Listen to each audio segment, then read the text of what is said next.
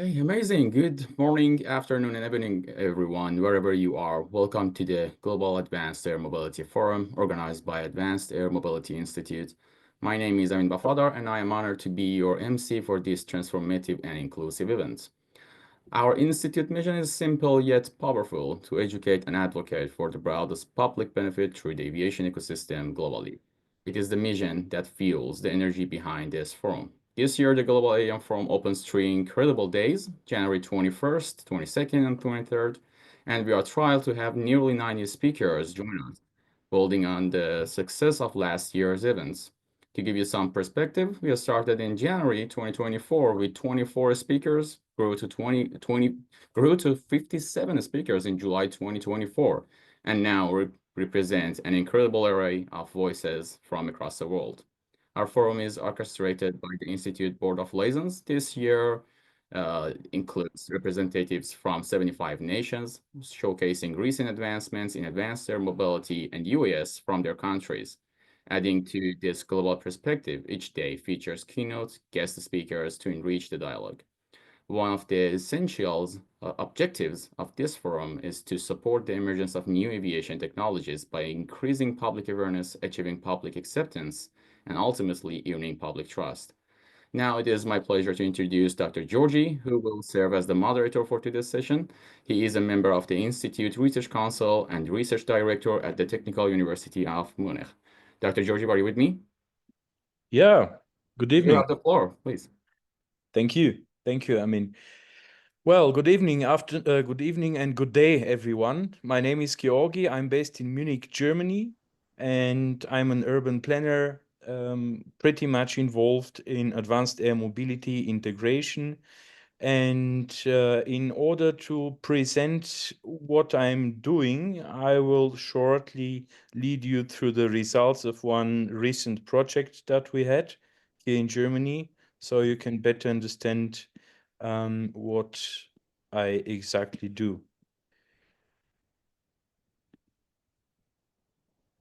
You see my presentation, yeah? Yes, Doctor. All right. So the project is called Reguas. It just finished 2024.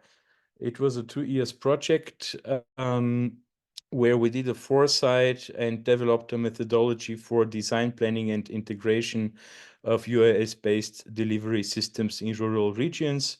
The project was funded by the German Federal Ministry of Transport and Digitalization. And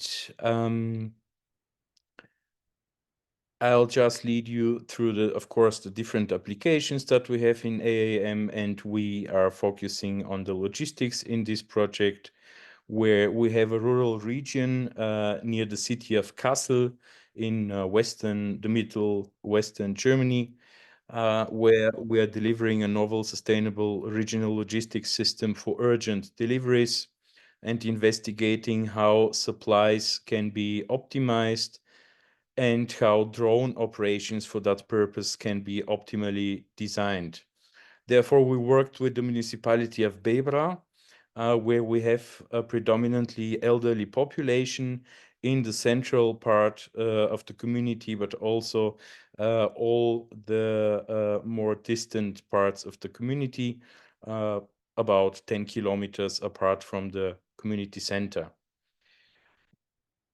So how logistics are working nowadays is pretty inefficient. We have different distribution centers with different customers, and what we offered here was and is a regional distribution center from which then the deliveries go to the local distribution centers, which are kind of local supply centers in terms of village shops as well. So that the elderly people can easily be served by us. We definitely need sustainable transportation, and in this case we investigated and also showed that drones can be much more sustainable than the ground-based transportation, and of course took care of the public acceptance and so on. Through surveys with the population, but also expert surveys And thanks to the colleagues here who took part on the expert surveys. Afterwards, we took care of the ConOps and developed a novel UAV efficiency, energy efficiency model, did some assessments, did demonstration operations, of course, so that we have the greenhouse gas estimations at the very end, but also the validation flights and the final results. We had over 30 experts that we surveyed on different questions related to safety, ground safety, environmental impact, efficiency, and all that things. We also developed the ConOps, the concept of operations, as I mentioned, and tested several different UAVs in this context. Also in different scenarios that we were having, and took into account for our novel estimation tool development different factors such as climatic factors and also the power and energy estimation, which is in the core of the whole exercise, and so on. So that was the drone that we were using at the very end as the optimal one, a multi-rotor with different kind of weather conditions, mostly not that nice, but it worked pretty well at the end of the day, and we could do operations without any troubles and quite efficiently finally, which is the most important. So the distances that we were covering are about 4 kilometers one way or 8 kilometers in total, mostly, and it worked pretty well with payloads of 2 kilograms. Yeah.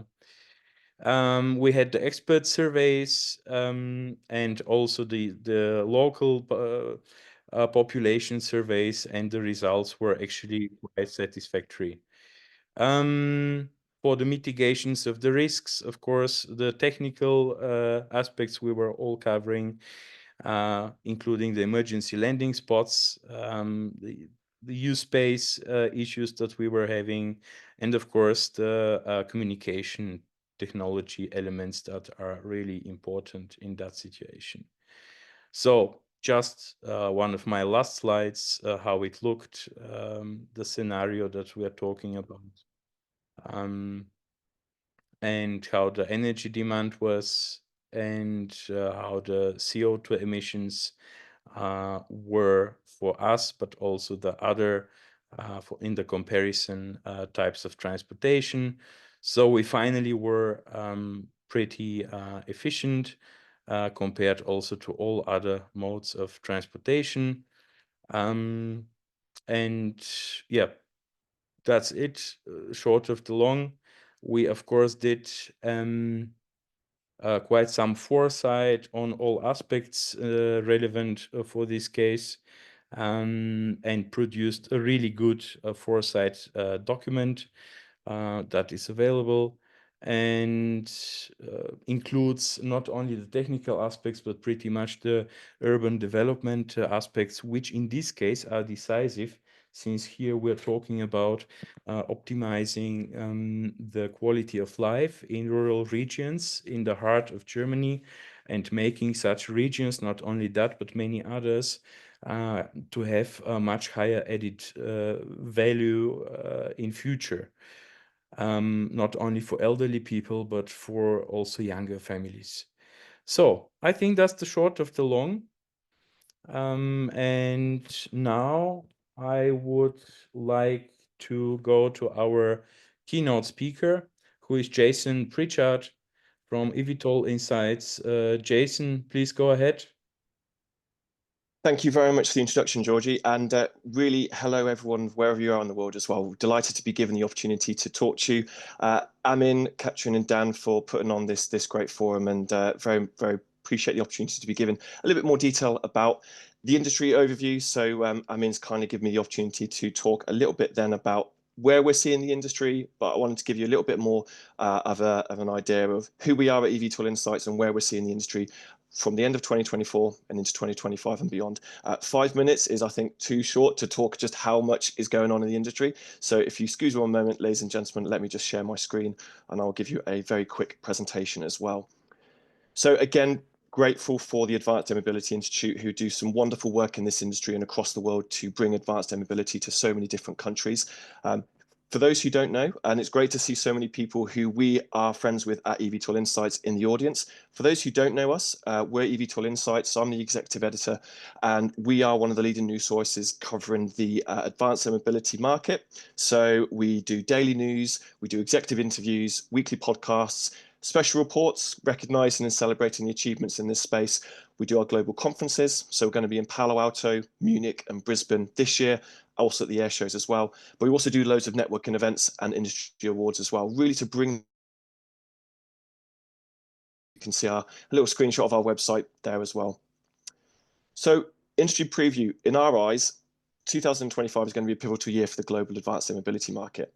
In our view, as you see in these points below, collaboration continues to be an absolute key between regulators, manufacturers, and operators. Electric aircraft, yes, the Pipistrel Velis Electro was certified by EASA probably sort of 3 or 4 years ago, but passenger carrying electric air taxis haven't got to that stage yet. So it's absolutely crucial that the likes of the FAA, EASA, GCAA, GACA in the Middle East continue to have that really key relationship with the regulators, manufacturers, and operators as well. So the Middle East and China, we believe, are the real key markets that are progressing the quickest. What's really nice to see also is in India this week, the Urban Air Mobility Expo in Delhi showcased a lot of excellent technologies that are going on place as well. So we're starting to see regions where advanced air mobility is taking shape, and we hope that that will then lead a catalyst to other markets in the region and in the world to take shape as well. In our view as well, city adoption is absolutely crucial to industry success as well. The public are excited about this. They want to see it, they want to be it and feel it as well, but they need to be brought along on the journey with us. So it's all about that education, to coin my colleague Chris Stoner, who talks about it at great length. It's the people in power that are making those decisions. So whether it's the mayors, the political parties, we saw in Paris last year with Volocopter trying to bring the Volocity for air taxi demo flights during the Olympics, that was met with quite a lot of negativity from it too. So what can we do to ensure that doesn't become the norm as cities come along in future? Of course, the Brisbane Olympics is coming up at the start of the next decade, and I know Australia is doing some excellent work in that phase as well. And I think, without getting too sort of negative, I do think there will be some industry consolidation, a thinning of the herd, so to speak. We saw the likes with Lilium and Volocopter at the moment with the financial difficulties, but great to see that Lilium had that a really positive news with Mobile Uplift Corporation at the end of last year as well. So leading very nicely onto that as well, wanted to give you some sort of thoughts that some key stories that we like the look of at the end of 2024 and into 2025. There is so much to cover, so I'm probably sure I have missed a few off, but these are some of the ones that we wanted to sort of share with you as well. So in the US, Archer completed their Covington facility in Georgia, of which we all know. They are hoping by the end of this year, 2025, to be manufacturing a Midnight aircraft 2 per month by the end of the year. So real signaling their intent for the manufacturing side as well. I've put in Lilium in here as well. Again, a lot of their employees were wondering, what would the future of the company be when they wanted to put their 2 subsidiaries up for sale. But as I mentioned, Mobile Uplift Corporation has bought those 2 assets, and we very much hope that we can see more of Lilium in 2025 and beyond with their flight test campaign too. Close to home, where I'm in the UK, we saw that Vertical Aerospace, the Bristol-based firm, started the new year with the series of with the first piloted thrust-borne flight of their VX4 prototype as well. So again, continuing the good work that they're doing as well. Over to Asia Pacific, Joby Aviation became the first eVTOL aircraft developer to conduct a series of flight tests in Korea as part of the Korea Grand UAM Challenge. Last week, EHang published a multitude of announcements over the Christmas break, and the latest one was in Shanghai when they had their inaugural demo flight of their flagship EH216S unmanned aircraft as well. So already we're starting to see there's a lot of really key updates across the market, not just in one region as well. And then finally, a nice rendering of the Dubai International Vertiport, or DXV, that Skyports has done as well. For those who might have missed it, Skyports got a technical design approval from the GCAA to build this vertiport facility next to Dubai International Airport. So very proud to see all this happening as well. So we think 2025 is going to be a really, really big year for the industry. We think that electric air taxis probably more than likely 2026 to 2027.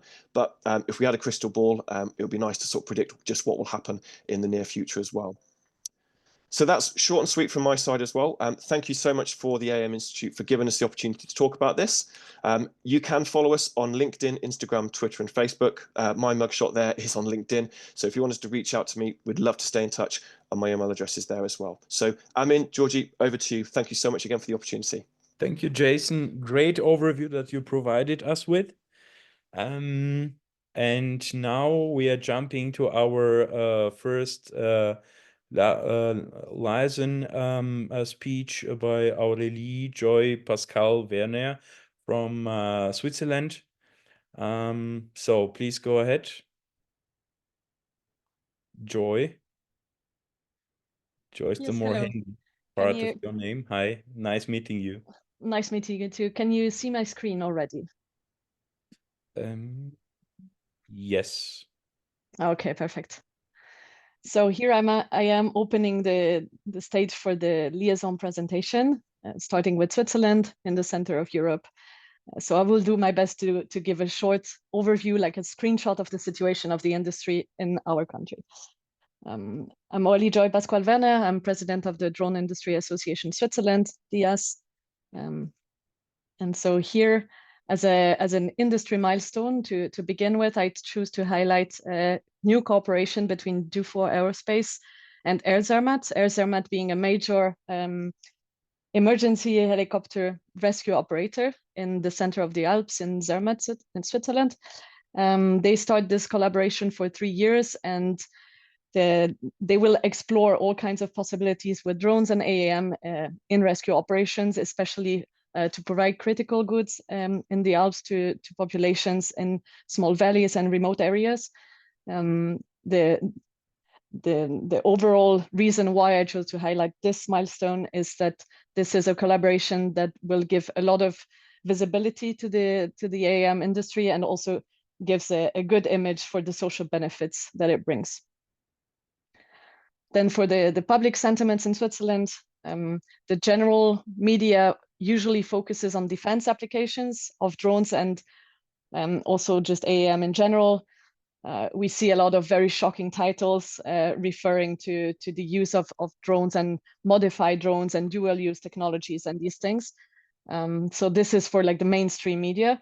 But when we look into more specialized press, for example, economic magazines, they focus more on the successes of companies. For example, in these extracts here, you can see one highlighting the achievements of Rigitech doing medical deliveries, or for example, the success of Flyability developing drones for hard to access areas. So we see a bit two different trends which both influence the public sentiments. Regarding upcoming major events, we have EBACE in Switzerland in May.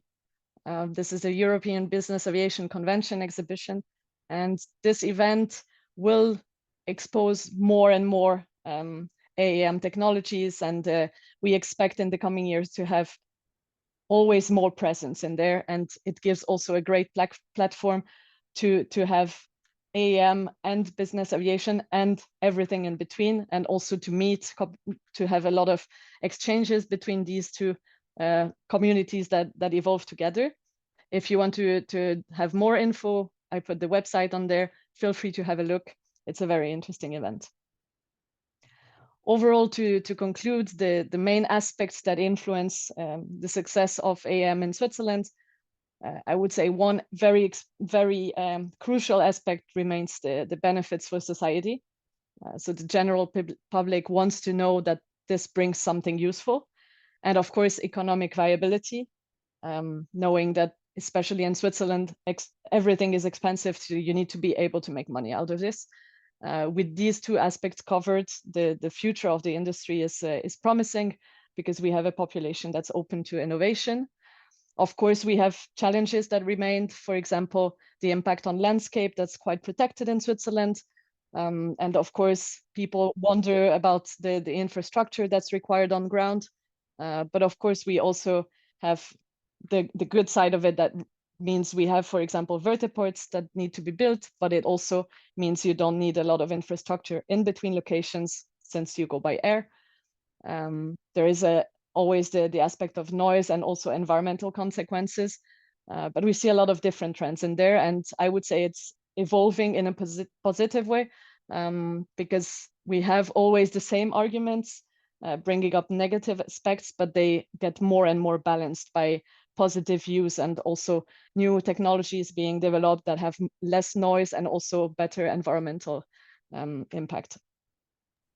Yeah, thanks, Aurelie. I think it's extremely important to say here that the economic viability is definitely given also from the point of view of the health insurance companies when it's about bringing urgently medical goods from A to B in the Zermatt region, which otherwise would be much more expensive to do by car. Yeah.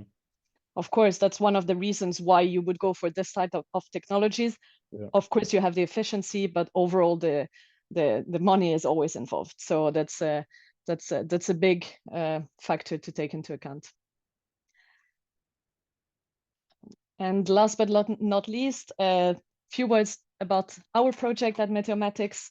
We do weather data collection with drones in high altitude.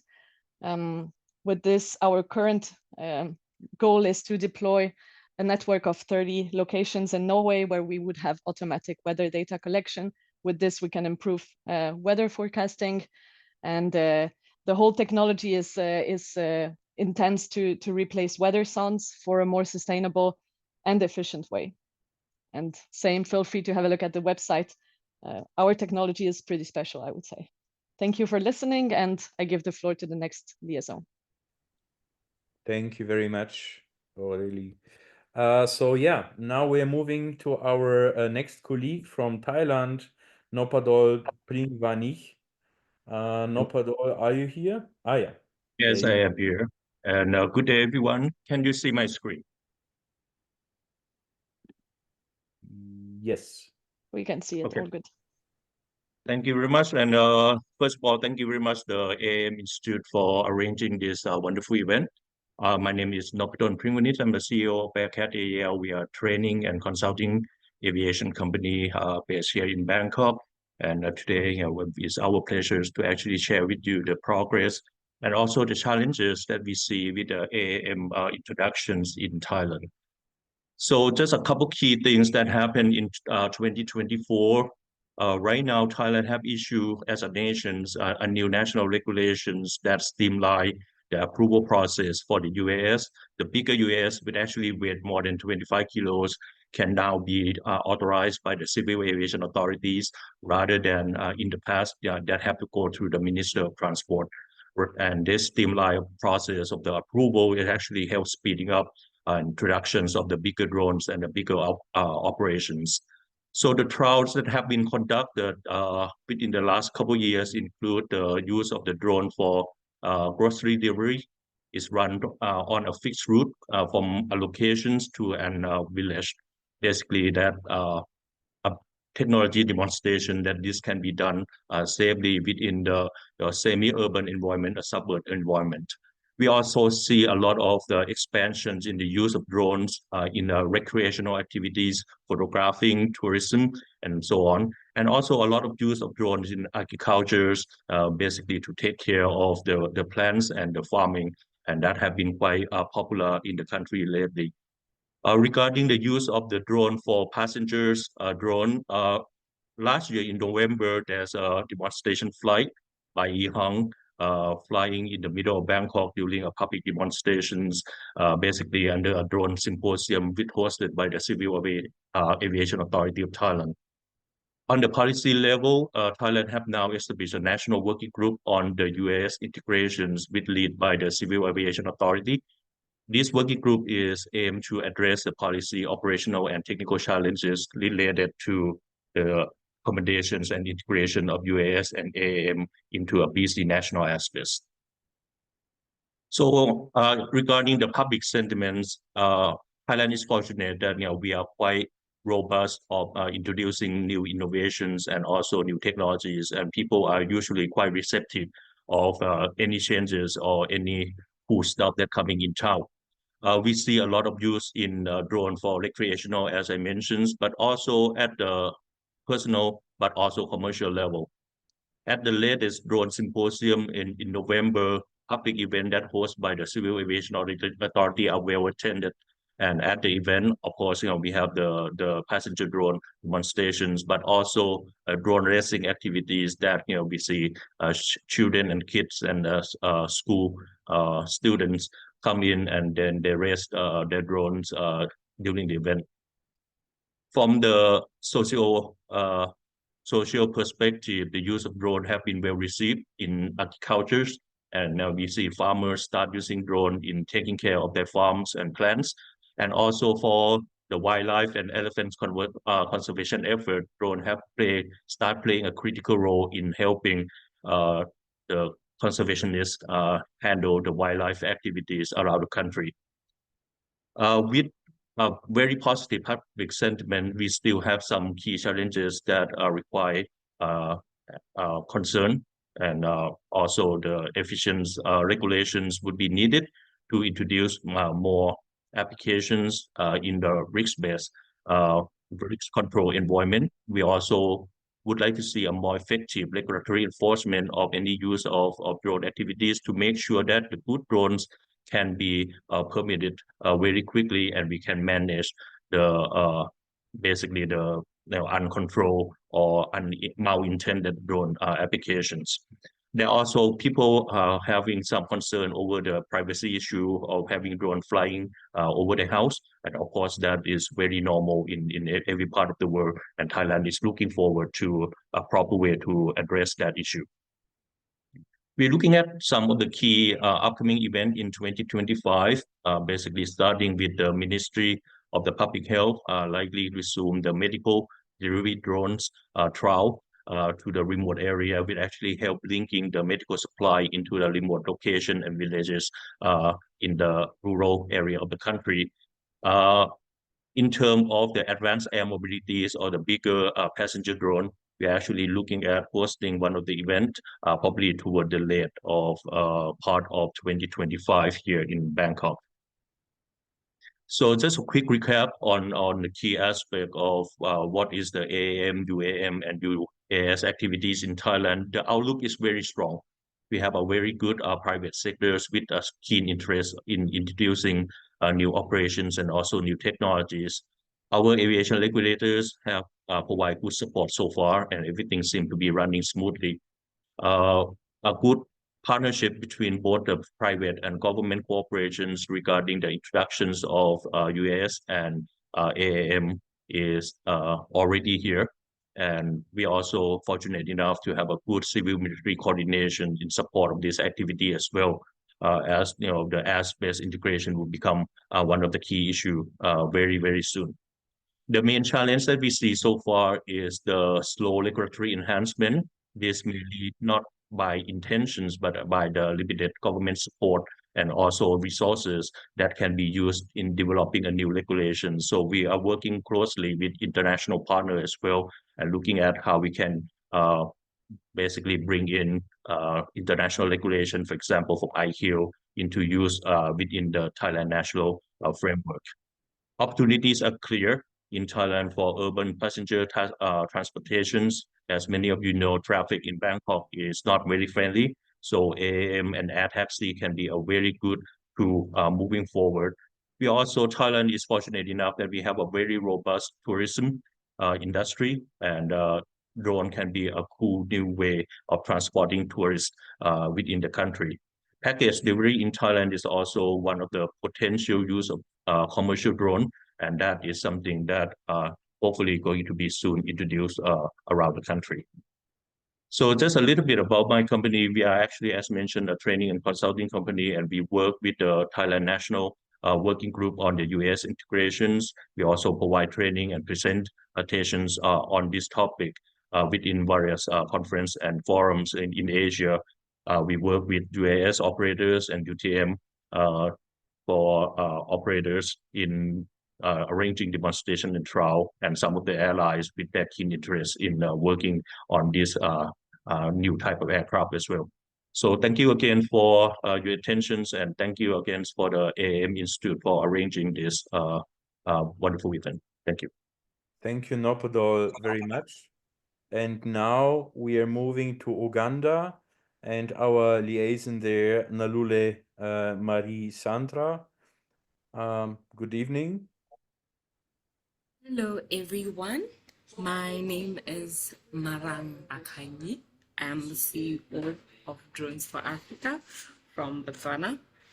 Update from for country review. Our population has grown to approximately 2.4 million, with our economy GDP approximately up to 21.9 billion US dollars. We are a parliamentary republic, and our capital city is Gaborone. Industry milestones: AI-driven applications utilizing AI for autonomous navigation, precision mapping, and data analysis. Unmanned traffic management (UTM). Contributions to systems managing drone operations for safety and efficiency. For major projects and initiatives launched, we have learned surveying and mapping, where we've partnered with the government to integrate drone technology into land surveying and mapping, and the government of Botswana has now drone-powered agricultural initiatives. Key partnerships: we've seen the government of Botswana partnering on regulatory frameworks to ensure safe drone integration. Academic institutions are now working with universities to drive innovation and research in AAM. Noteworthy trials or demonstrations with drone trials, testing drones for efficient logistics and delivery in remote areas, participating in expos and forums to highlight the potential of AAM in Africa.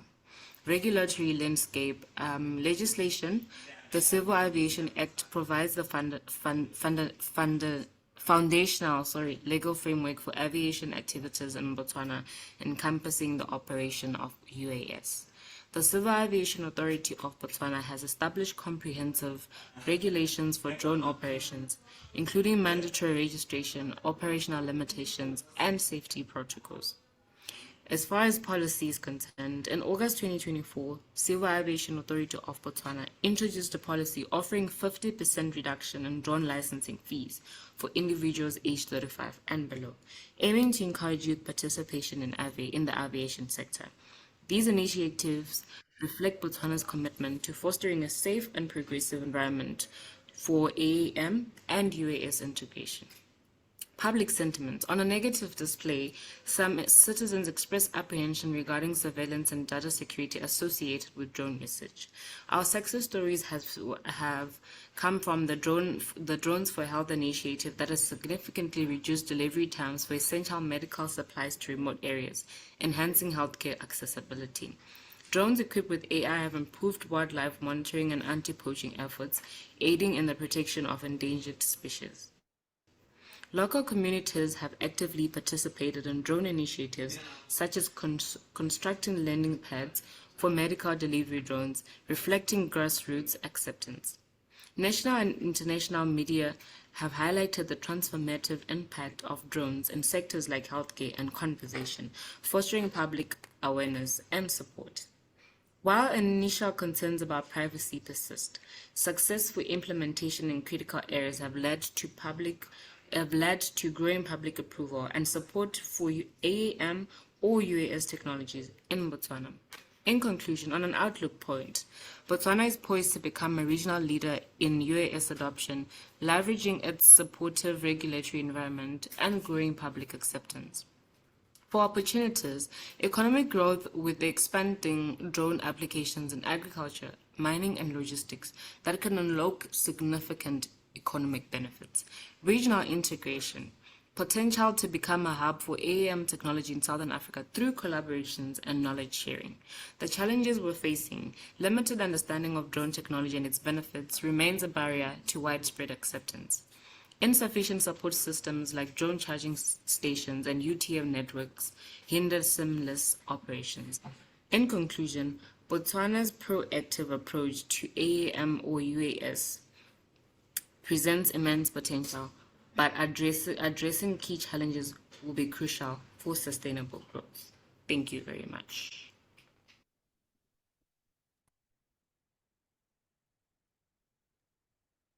Well, great. And now we are moving to Rwanda with Cynthia Isimbi, our colleague from Rwanda. Cynthia, are you here?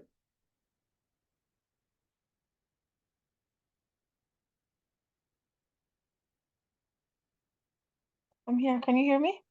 Yeah, good evening. Good day. Hi. Good evening. How are you? Can you see my screen? Doing pretty well, and we are expecting your presentation. All right, thanks. Can you see my screen? Yes. Perfect. So, hello everyone. I'm Cynthia Nsimbi. I'm representing Rwanda, and I'm an unmanned aircraft inspector at the Rwanda Civil Aviation Authority. So I'll just be sharing a brief explanation on how far we are in the US and the preparations we have or the progress we have in preparing ourselves for a sustainable growth of US and AM in general. So I'll just talk about the key industry milestones that we've managed to achieve.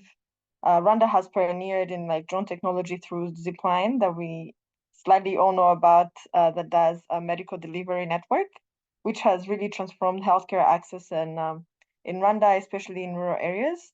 And in also 2022, we launched an unmanned operations management system, UTM, with partnership with a French company. So we're trying to focus on developing a sustainable and safe traffic management system to allow safe integration and operations in the airspace.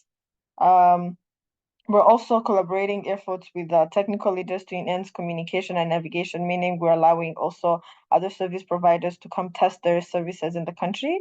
And we're also still working on the policies to actually operationalize all the activities in the country. So what I can talk about in the public reaction is there is success stories from Zipline, and there is actually a wide increase of drone usage, which is a symbol of innovation, bridging the gap in infrastructure and improving resilience during emergencies.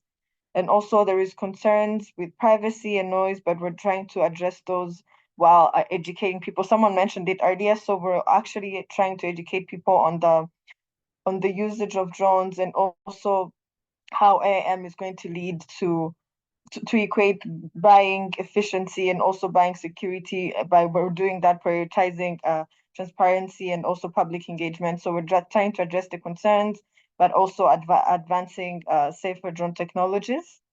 What I can say about upcoming activities, there is the African Drone Forum, which is an event highlighting the advancements of drones technology within Africa. It's happening in Kigali this time, so you can visit the website, whoever wants more information. It's happening in July from the 29th to the 31st. There is also Aviation Africa happening, which is a big conference for the whole aviation sector in Africa. But this time there will also be a focus on US and AAM showcasing how far Rwanda is, and we're also trying to engage industry stakeholders in other countries to also showcase, so we can also have a discussion on that.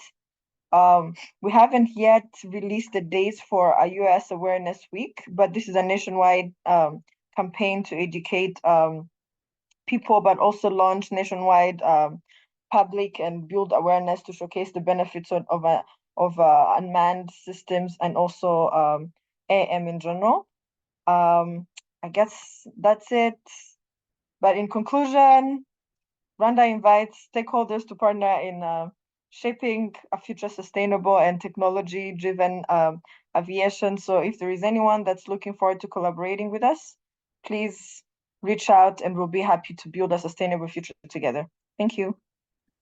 Great. Thank you, Cynthia. Indeed, a great example with Zipline that I'm following with a really strong interest already for years. And that's just one of the examples how things can happen really well in Rwanda. Yeah, it's really happening fantastically, and we're looking forward for more services.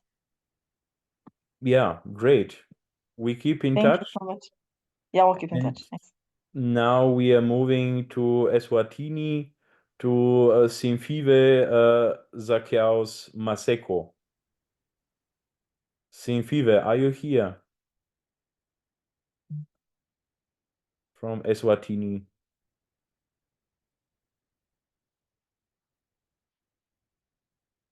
Hello, Simfiwe?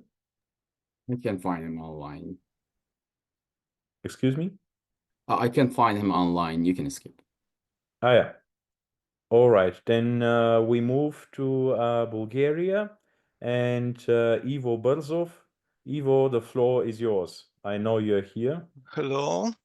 Hi. Hi, I'll share my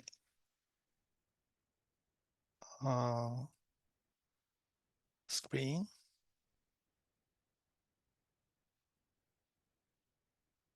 Yeah. Is it visible? Okay. Yeah, it's here. Thank you. Good evening to all. My name is Ivo Bardov. I'm from Bulgaria. I'm a key account manager at Fraport Bulgaria, operator of Burgas and Varna airports. Also, I'm chairman of the Bulgarian Italian Center Da Vinci, also member of the management board of Burgas Chamber of Commerce and Industry. About the industry milestone, regulations are currently being created on the European level. Bulgaria is a member of the European Union, so you, as a member, following with the EASA and JRAS and authorities for rulemaking on unmanned system in the local level is the CAA, Civil Aviation Administration. The local level, the main legislation is Civil Aviation Act of Bulgaria. Also, you have regulations on the conditions and procedures for the operating of unmanned aerial systems and supervision of their operations. Government initiatives is government project establishment of the test airspace, U-space, Rakovsky.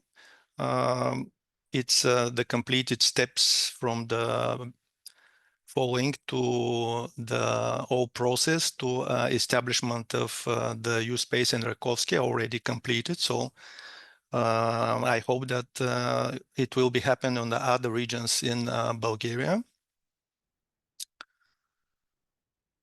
Public sentiments. Nowadays, the words in Bulgaria mainly used in open category, and this the moment doesn't cause any concerns. A lack of incidents on the drone operations and damage caused by these activities so far are at favor of the new technology. In the progress of presenting and discussions of the new technology in Bulgaria, it is possible that there in the beginning a higher degree of criticism may appear. Success stories in Bulgaria is supporting as a startup as Dronamics, the cargo drone airline in 2003 has successfully completed the test flight in Bulgaria with their full-scale Black Swan aircraft at Balchik Airport. And the media in Bulgaria, to the companies like Dronamics, is paying attention to the advantages of these technologies and in currently having a positive impact on public opinion. About the upcoming events in October 2024, the third edition of the Interdrone Expo was held in Sofia. So there was a very interesting forums in it.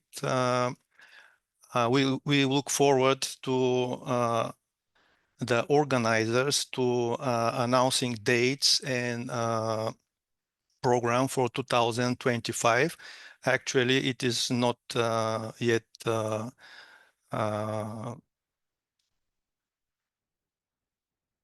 but we can follow the link so to be informed about the upcoming event in 2025.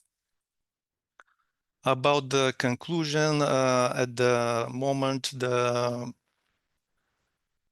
technology is used only for entertainment, I mean the unmanned aircraft system, but hope that in the market also it's small in Bulgaria, but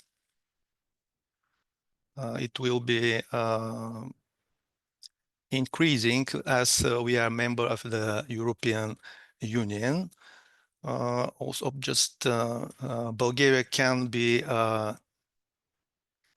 a leader in the Balkans region by taking the initiatives to set up U-space test zones and with the traffic service authorities helping in this process, and big international investors to help establishing the current know-how for developing this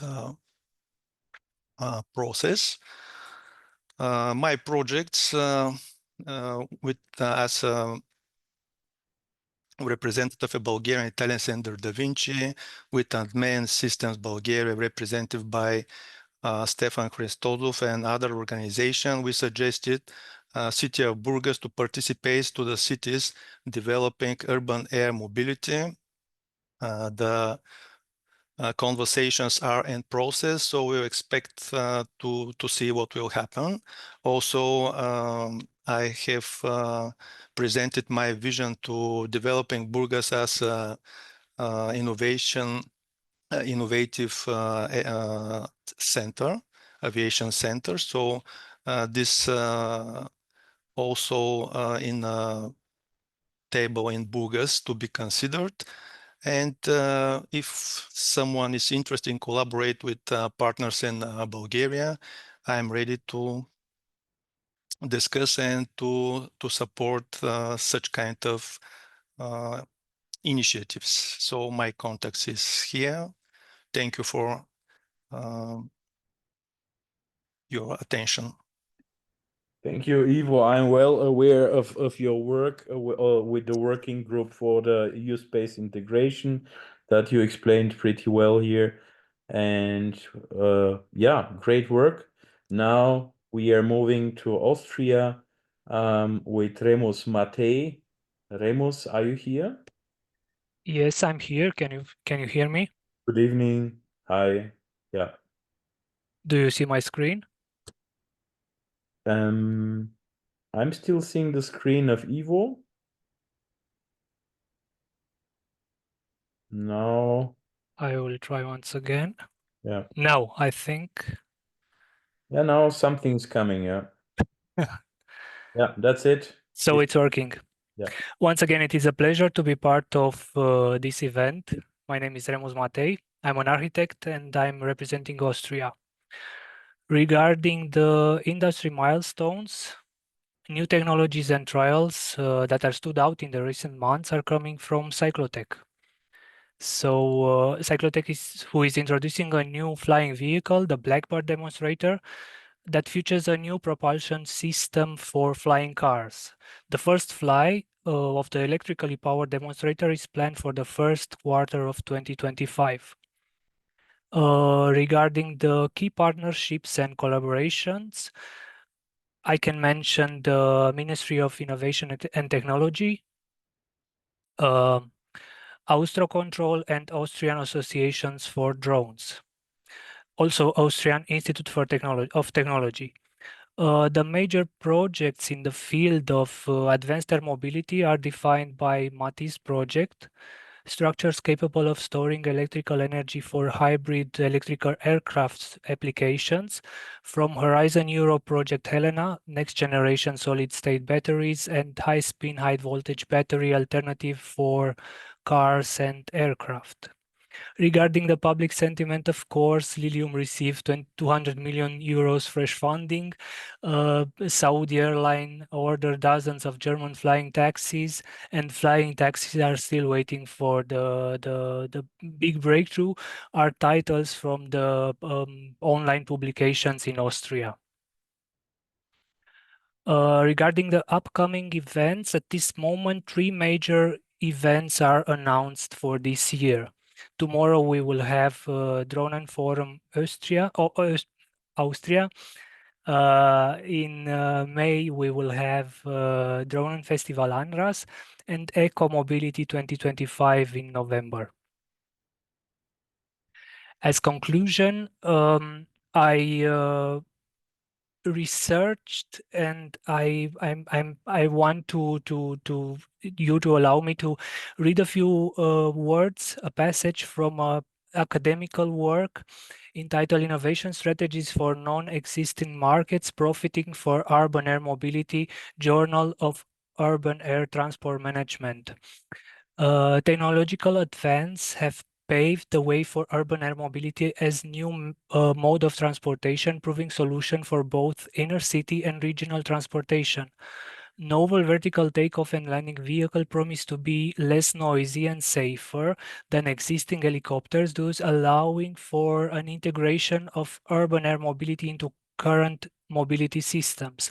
However, as this market is non-existent today, companies engaged in this field are faced several uncertainties. Strategic decision factors supporting vertical takeoff and landing aircraft manufacturers are successfully commercialize their innovation, but are still mainly unassessed. Looking into the innovation strategy literature, we find little guidance on how high technology companies can profit from innovation in so far non-existent markets.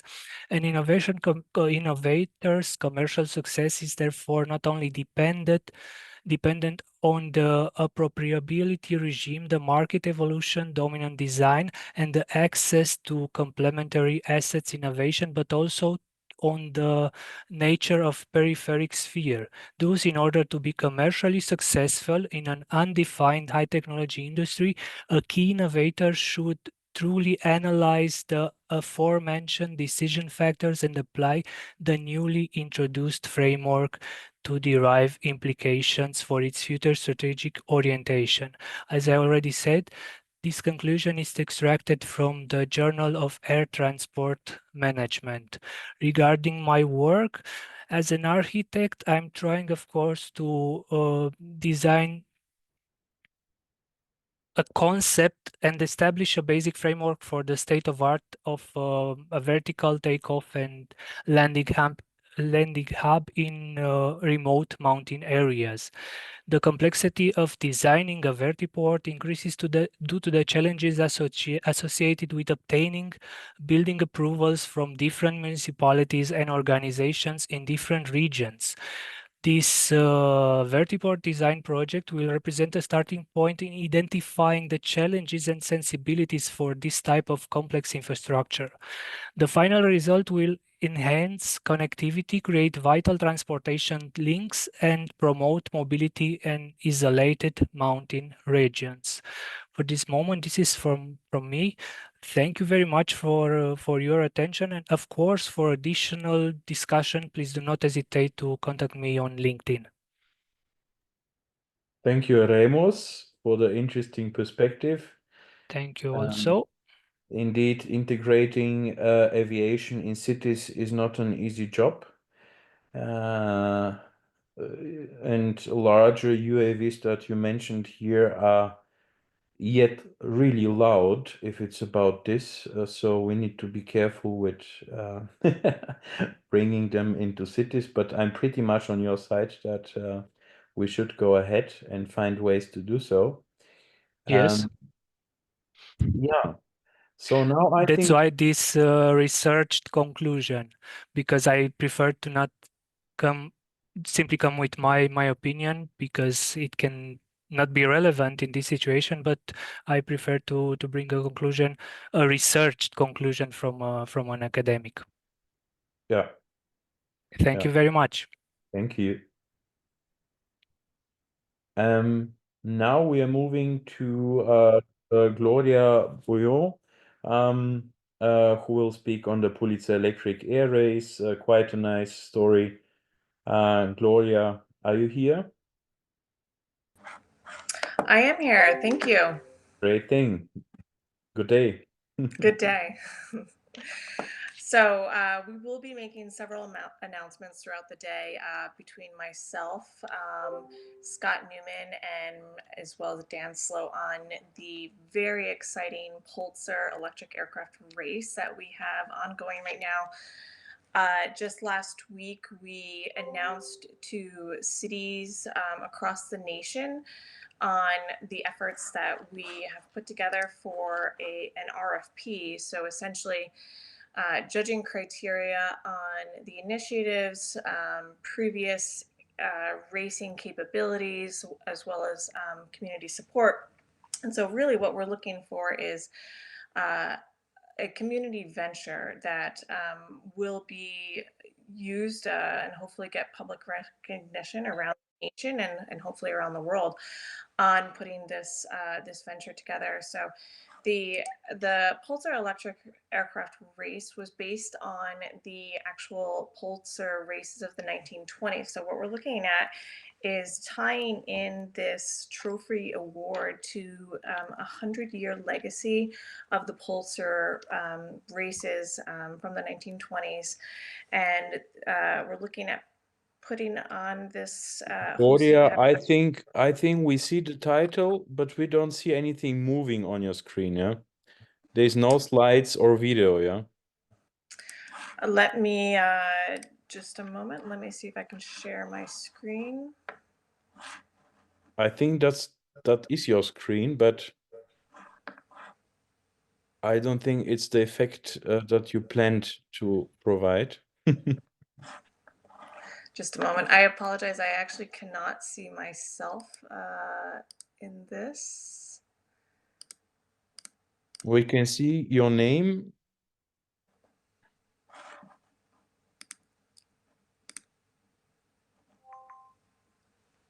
And now again, we see the box with your name. And now we see your video, which is a good sign, yeah?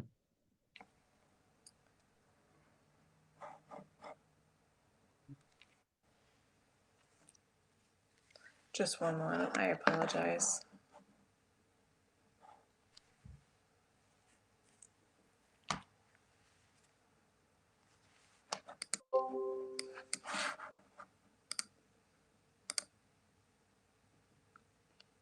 Okay, that should be better. Now we see you. Okay, that's great. I apologize about that. Somehow it connected to my phone. So again, the excitement around the Pulitzer electric aircraft race is based on the 100-year, century-old Pulitzer races that took place in the 1920s. And for this, we're looking at an expo that will take place over the weekend. So we're looking at other opportunities to partner with foundations and institutions and museums. So highlighting the history of the development of aircraft, the different the different aircraft over the course of history as static displays, as well as demo flights that will be taking place, as well as many static, like I said, displays where the public and the community can really interact with the teams, as well as see the historic aircraft, and then the next generation of aircraft, which of course we're looking at for the electric propulsion aircraft. And so this is really what we're saying as a first in kind, and in terms of the expo potentially bringing in, other electric manufacturers such as electric cars, and really the types of companies that we'll be looking at for eventual multimodal operations to be highlighted in this race. And so the over the course, we're looking at an event in October. Again, we're waiting for some of the city hosts to respond to the RFP. And so far, we've had a lot of really good feedback from some cities. The original Pulsar, again, at the end of the race course itself, will be granted out to the team that essentially wins over the two-day course for the prize, with semi-final heats to establish the timing of this. And so many institutes, such as the AAM Institute, the CAMI, and the Vertical Flight Society, we're looking at for participation.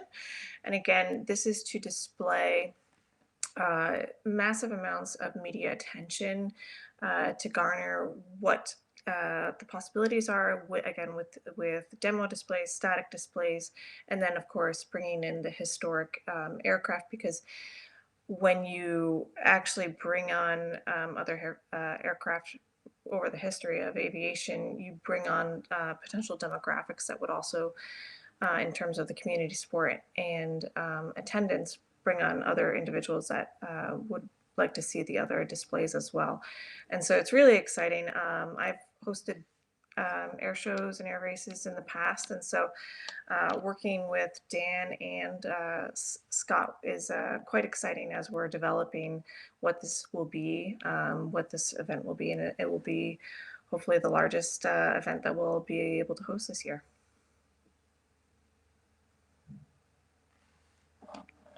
Great. And if any, yeah, sorry, yeah, and you know what? If anyone has any questions, they can go on. We have two different websites, so you can either go on the AAM Institute website, or you can actually go on the Pulsar electric aircraft Pulsar Air Race website for more information. We have the RFP announced on there, as well as our contact information. So feel free to reach out with questions or anything else, either respondents for the RFP or further questions about entrance. All the rules, as well as the rules for the pilots, for the teams, are placed on the website as well. Great, thank you. All right.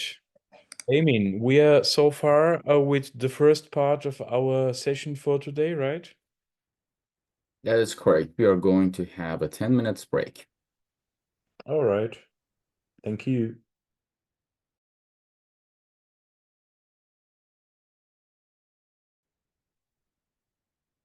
So we go for the second part of our session for today. And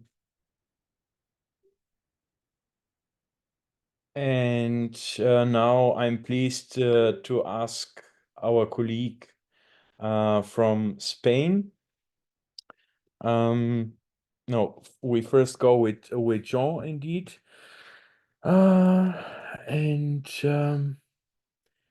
Yeah, we go with our Jean-Christophe Drey, senior advisor from our circles.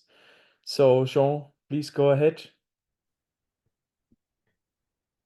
Hi, happy to be here. I'm Jean-Christophe from Volocopter. I am in charge of sales for Middle East and Europe. I will share with you a few insights about what we did in Paris last summer. So Jason talked about it. It will be a pivotal year for the eVTOL, looking at what is happening in different companies and so on. Can you see my screen now?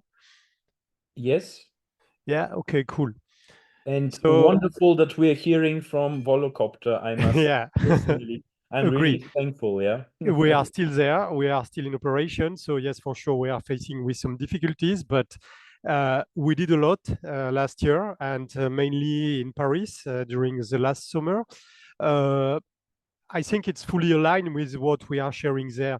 I mean, we are talking about education, about public acceptance, about authority supports and political support. So this is what we face in Paris. So I do assume we are the only one to build up a full ecosystem for now in which we've flown our aircraft. And we had a few takeaway coming from that experience in Paris. So everyone knows about the infrastructure, but maybe you know it, in Paris, we partner with ADP Group, which is a Paris airport, a big airport company managing Charles de Gaulle and Le Bourget and more than 10 airports around Paris, and also airports around the world. So this partnership has been a key enabler for us in Paris because it's easy to work with infrastructure coming from airport operator into their airport, but also they support us for building up the vertiport in Paris. And you heard about what has happened with the one we had over the River Seine in Austerlitz, a lot of let's say public reticence and so on. But we made it, and it has been a great experience to face with the public inquiry, seeing people asking questions about what is this aircraft, what it will do, why it will flown over our head, and so on. And because you know, in Paris, you are not allowed to fly with an helicopter, apart the EMS and military and police topic, but telling to people that passenger aircraft will flown over their houses is a great challenge. Another key point is about the value chain. We are not talking about conventional aviation. We are talking about speeding the process from E to B, flying people faster, conveniently, comfortably, and with a sustainable aircraft. So that means we have to think about the passenger management, about the passenger handling, about the process we applied there. So this is quite important to think about how to smooth the passenger journey from the start to the end, and not being an additional mean of transportation into the value chain and adding time and so on. So that's quite important to think about this process and to learn from what we did in Paris. Regulatory, everyone knows about the regulatory. We are working all closely with our local regulator. For us, this is a DGAC in France, civilian aviation. But by chance, we experiment a strong link between the DGAC and the EASA, and we set up a common group all together every month for talking about the regulations, flight permit. We are looking at the status of our development, the status of the certification. So everyone on the same level of information has helped us to succeed. And coming to the public acceptance, it has been the big point because it's brand new, flying over the city, saying, okay, we are not so noisy than an helicopter, but yeah, you have to demonstrate, you have to train, you have to educate, you have to explain, you have to show up that your aircraft is a good fit for the city, and mainly what it will bring to all these people, to the large audience. Because at the beginning, there were a few bashing about this is a toy for rich people and so on. Maybe that could be true at the beginning, but the ambition is to fly everyone at the end. And for making people happy with that, you have to go to them, you have to explain. And we experiment a lot of meeting, a lot of, let's say, show, and mainly in Le Bourget, Paris Air Show, we attend the Grand Public Day, which has been quite massive during today, with a lot of people which are non-aviation professional coming to us and to whom we had the chance to explain what we are doing and what could be the benefit for them in the future to fly with such aircraft. And at the end, for sure, governmental and political support is quite important. In France, by chance, we can get the support from the French government. But even with that, you have to deal with all the previous topic. And this is not the political stuff which is unlocking the situation, but more about public acceptance, regulatory, and all other topic. Coming to that, we did a few in Paris. So we've flown on approved routes with the DGAC. So we have developed a full CONOPS, which has been a quite exciting job with them. We opened up the first bespoke vertiport with ADP dedicated to commercial flight with eVTOL in Saint-Cyr-l'École. And we had the chance to fly in Château de Versailles in front of the Grand Trianon in a nice morning for flying our aircraft and showing up the maneuverability. That's interesting, but the main takeaway, and coming back to what I was saying previously, the public acceptance is quite important and could be key for a lot of projects everywhere in the world. And public acceptance is coming also from the city. In Paris, we're faced with big opposition from the city council in Paris, but we have to deal with. And by chance, there hasn't been concerned a lot about what we were doing because we do not need them for the authorization and so on. But yeah, it has been so difficult to deal with this opposition and to go forward because they were onboarding a lot of association, putting a lot of problem in front of us by saying to this association to go to the civilian aviation, painting in green the building and so on. So amazing stuff, but you can see there you have to find the right fit between public acceptance, authorities, and involving the cities also and all the authorities from different levels. And the ecosystem is quite important also. By chance with ADP, we had a huge lever for being able to talk to everyone, including the public organization, regulatory bodies, and so on. But that's quite important to have everyone around the table and to be able to build up all together this ecosystem for bringing this advanced air mobility to life. Just a few figures about a study we performed before the flight. So it has been conducted in June 24 in 3 different areas, Saint-Cyr, ici, Les Moulineaux, and Austerlitz. And as you can see there, a lot of people are happy with eVTOL or VTOL or whatever. And the main topic for them and the main application for sure is about medical and EMS topic because it's quite valuable for them. And the second one is about transporting people, mainly between rural areas and cities or between regions. So this is not what we are doing at Volocopter because, you know, we are short range and we are focusing on urban air mobility, but around the city and in the city. But as you can see there, maybe there is a complementary stuff to build up between the long mid-range VTOL or STOL or whatever, and the common air taxi for flying from the airport on arrival to the final destination. That's it for me. Thank you for listening. And if you want to connect, please feel free to go to my LinkedIn or to send out an email. Thanks. Thank you, Jean-Christophe. Great. And now we are moving to the Czech Republic with Jiří Madeja. Jiří, are you here? Yes, hi, I'm here. Good evening. Please go ahead. Good evening. So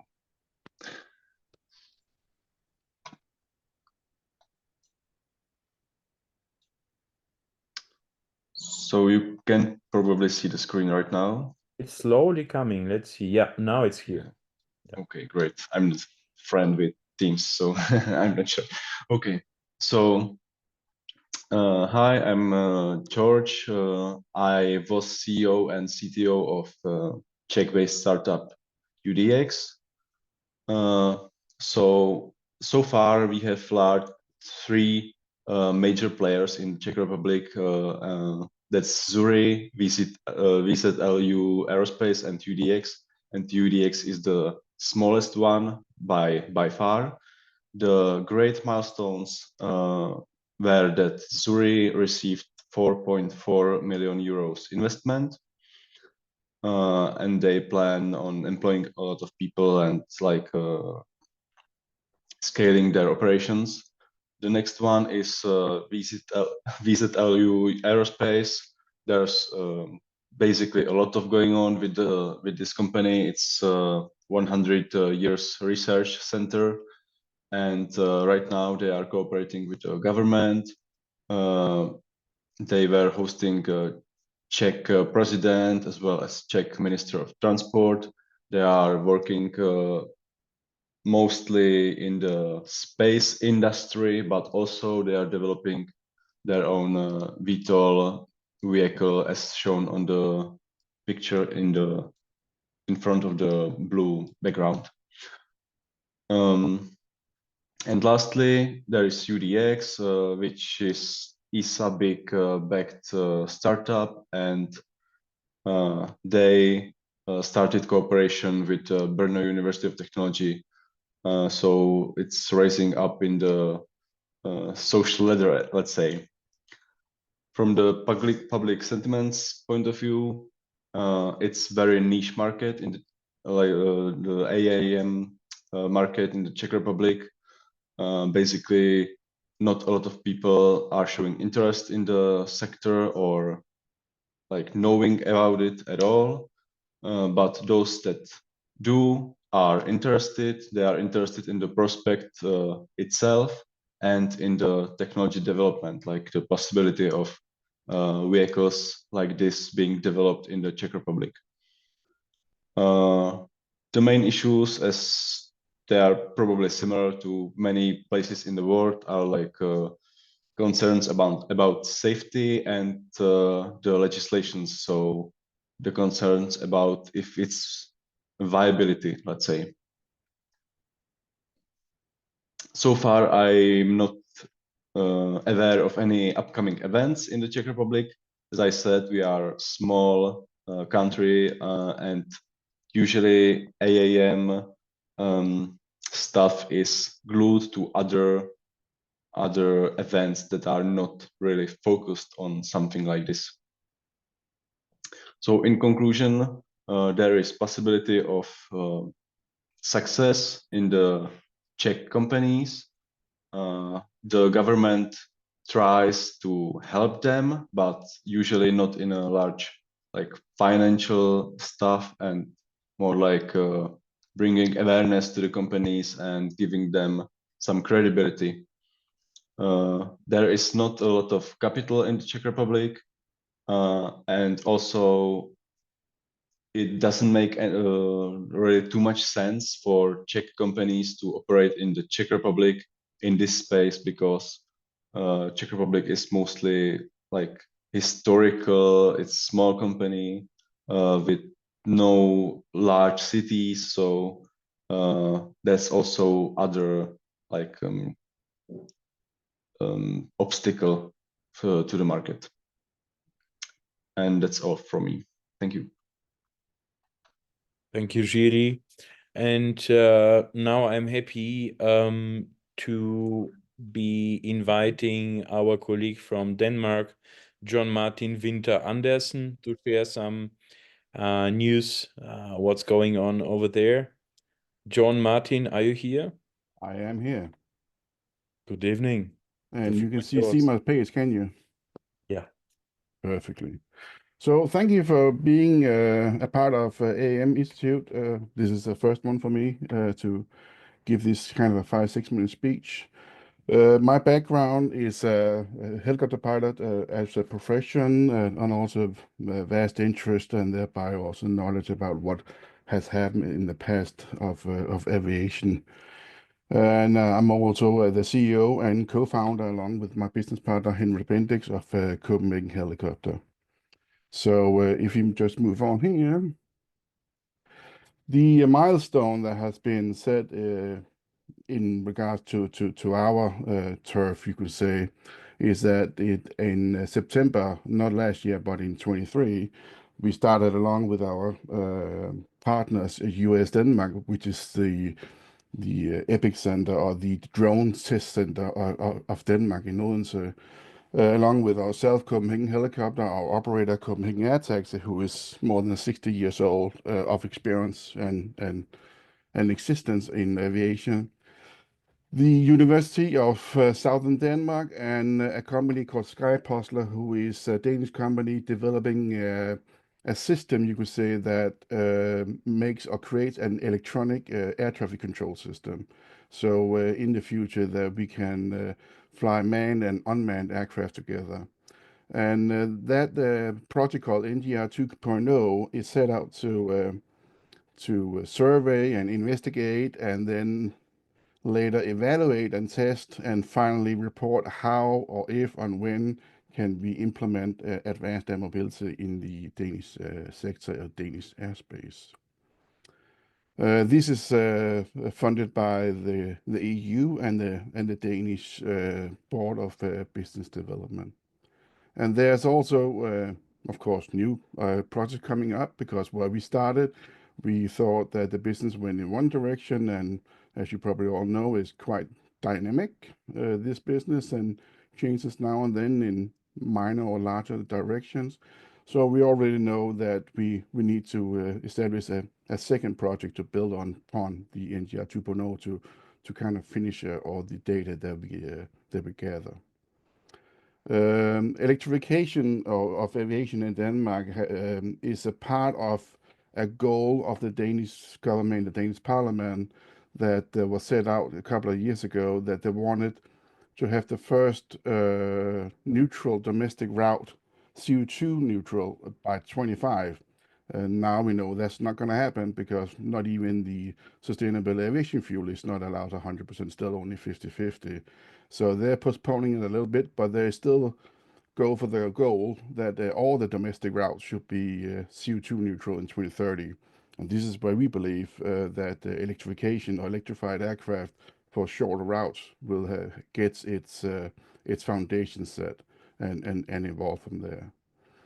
And just since I just saw there was a lot of talk about drones and not just manned aircraft, I just added who our good partner US Denmark is. Like I said, it's a epicenter of manned and unmanned autonomous aviation in Denmark. It have if anyone needs an airspace up to 3,000 square kilometers of dedicated airspace, simply they can just block off any other kind of traffic. So you can go beyond visual line of sight. And also in August last year, there was a company called Thunderstrike Aviation who built this autonomous drone with a sweepback design that has set out to build their initial European factory there in Odense Airport. If we go over to probably the most important part of AAM is to get the recognition of the public, and thereby also the politicians, like the good fellow from Volocopter mentioned. They had their struggles in Paris, and we have seen the same thing in Denmark when we fly helicopters, that it is quite limited. We used to have a heliport in Copenhagen, but that was closed down due to the expansion of the city for housing, and there was simply just no room because of the noise it makes. So noise is such an important factor to get any kind of success within advanced air mobility. So what we also do with our current helicopter operation is that we interact with our own customers when they meet us. So when they go out flying and some of them are waiting, we try to interact and talk to them. What is AAM? What can it do? Electrification, and the response is kind of they are interested, they're curious. They're also surprised that actually we can go airborne by batteries already now, and it's not something in 20 or 30 years ahead. And just to emphasize that the public demand for their acceptance is this has to be a circular economy, so they don't want to see the waste. They have still a lot of people thinking that when the battery is done, it's going to be piled up in some kind of a waste junk, and they don't understand that actually can be recycled almost 100% or 95% or so. So there's a lot of articulation we need to do as a business to get the message out, so they can really understand that this is the truth and not something else they had read on Facebook or their cousin's neighbor or whatever it is. Another sentiment we have is that we are in this NGR 2.0 also going to have this survey to get a more local or national knowledge how the Danes are looking at this electrification, not just because we sitting now and then and talking to some customers directly. But we do see that electrification or electric aviation is gaining traction also in the political part. When we started some years ago, nobody believed us and they thought we were just crazy and nutballs. But now it's actually on the agenda. And it also helps that the land-based transportation is also evolving faster and faster, especially with trucks that are using similar sized batteries. Upcoming events. We have this international drone show at the Odense Airport, where we also participated, done that a couple of years. It's purely professional. It's not the Mr. and Mrs. Denmark coming in there, but as you can see here, it's a 2-day event this year. It used to only be one, and this year we're also going to have a dedicated AAM area where we can kind of demonstrate in a model or how you can use AAM as a public mode of transportation. So going from land-based to air and from air to land-based, etc. We didn't have that before. As you can see, there's a lot of attendees, both domestic and international, and also for those who are playing with drones, military is also quite interested these days in these kind of products. The outlook, what we see is that cost is everything. So if we need to, or if we want to scale this business up, cost is everything. Otherwise, you can't have or expect the normal income to be able to afford these kind of services, which is a problem for many eVTOL developers, that their promise doesn't seem to hold, at least for the first many years. The opportunities is quite positive in our point of view. If we can do the balance of looking beyond what the legacy part of aviation has done and think everything has to be done for the next 50 years because we did it 50 years ago. But we also look back on what we have experienced and the knowledge of aviation, not just think that if we put these two things together, it will fly. There are certain physical laws we have to obey and also be honest about it. We recently, a couple of days ago, made an article or write-up, if you want to, that is called eVTOL's Apparent Issues, that we have published on our dedicated Green Aviation LinkedIn page. But the challenge is, as I mentioned before, get the message out, the right message and the correct message, how and if and when or where we can get advanced air mobility launched wherever we are in the world. But again, if we should get the public's attention and acceptance, we need to be transparent and honest. So our work is kind of twofold. We are, of course, by history, operating aircraft, especially helicopters. So that's one of the legs. But for this to get up and airborne, we also need the infrastructure. So we also putting a lot of attention on that part as well. So our goal is that we will be utilizing and upgrading existing airports and airfields where they're useful, and if there's none existent, where the catchment areas or where the people are, where the customer are nearby, well, a small airfield or heliport or vertiport is needed to be built there. But it has to be simplistic, it has to be cost effective, and not these flamboyant, if you can call it like that. Because otherwise, the cost and the landing fee is just going to be way too expensive. We work with all parts of life, as you can see down there. Also have partners with different aircraft manufacturers as well. We see these days that it's going to be the normal airplane, CTOL or STOL, that's going to be the dominant part, and then VTOL, where the normal aircraft cannot land and take off simply due to cost. VTOL doesn't seem to be able to fulfill the low cost as they have set out 5-6 years ago. That was it for me. Thank you. Yeah, cost is everything, John Martin, but I think especially considering the new Danish sustainability agenda, your new, so to say, national Green Deal, I would say that the chances are quite high that through the emissions as a vehicle, I think you can go pretty far when it's about cost effectiveness. Yeah. There's an advantage of flying purely electric in the future, in not just Denmark but also the EU, and that is the mandate from the EU of mixing SAF more and more into the fuel all the way up to 2050. We did some calculations where when we come into 2050, 70% of the fuel has to be sustainable, and half of it has to be eSAF. And if that's not being changed, that's going to increase the ticket price from a normal airline is about 120% or so.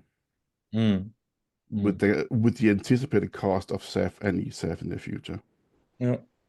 So if you fly electric, you can avoid that extra cost. Exactly. Yeah. Yeah.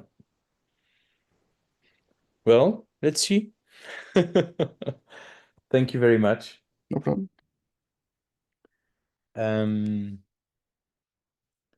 Great. So we are moving to Hungary now with Attila Sinko. Attila, are you here?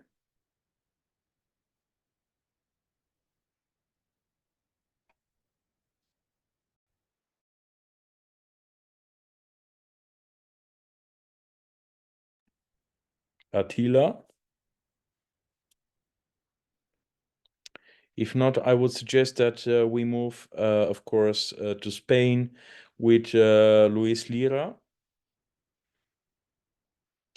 Luis, are you here?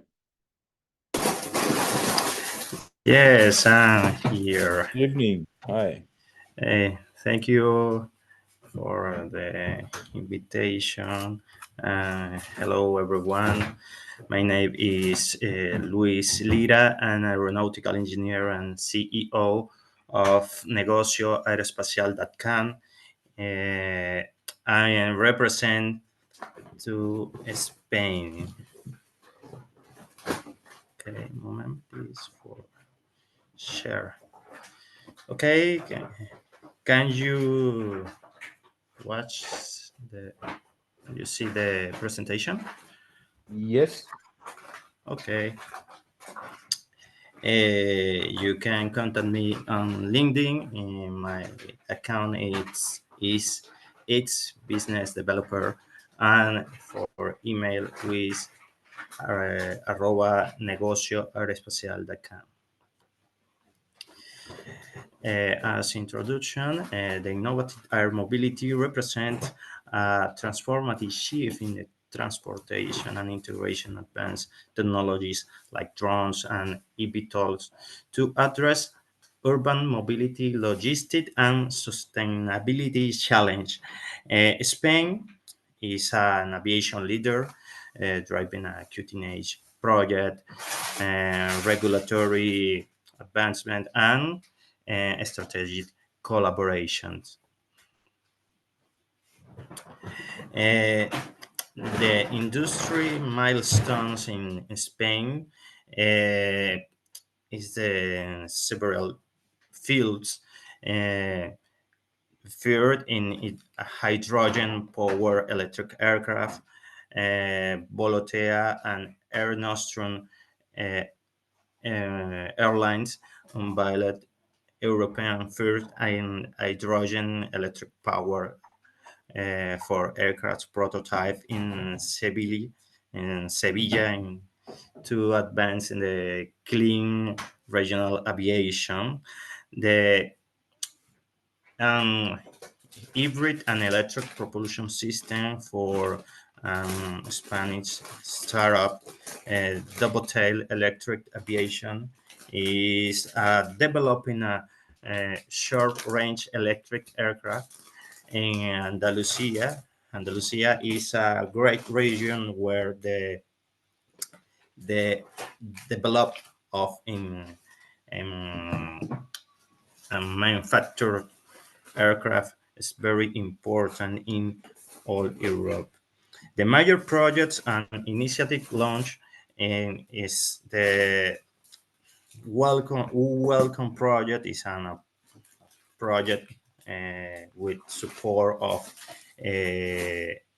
European Union. This project is leading and is for to integrate drones and airplanes and helicopters in the urban airspace for emergency missions. And it exists in Spain a cluster of companies and stakeholders and government called CIAN, or Spanish Innovative Air Mobility.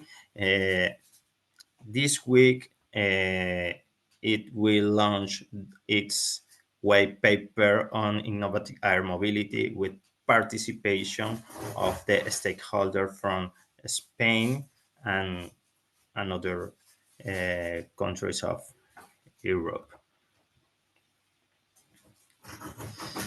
The key partnership and collaboration, the Spanish airports and US space corridors prepare and developing US space corridors to enable safe drone integration in controlled airspace. The cluster CIAN, the Spanish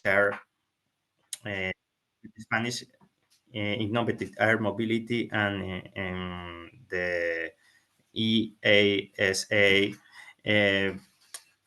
establishing regulatory standards for urban eVTOLs and drone operations, and several demonstrations and trials, air taxis in Zaragoza with Tecnalia. Tecnalia is a research center with the Zaragoza City Council conduct the test flight of electric air and validate urban routes.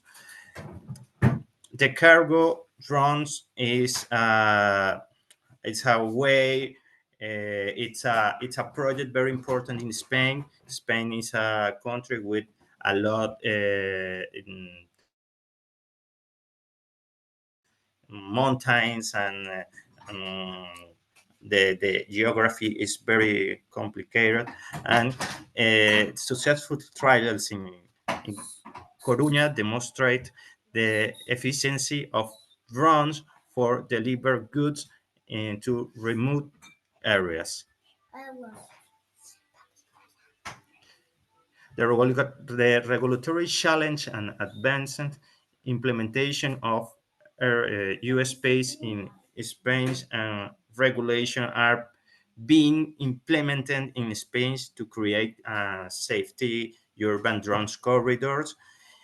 eVTOL regulation, the Ministry of Transport issued preliminary guidelines for certifying urban eVTOLs operation. It's step by step, but is working. The government initiative or policies, a strategic plan for sustainable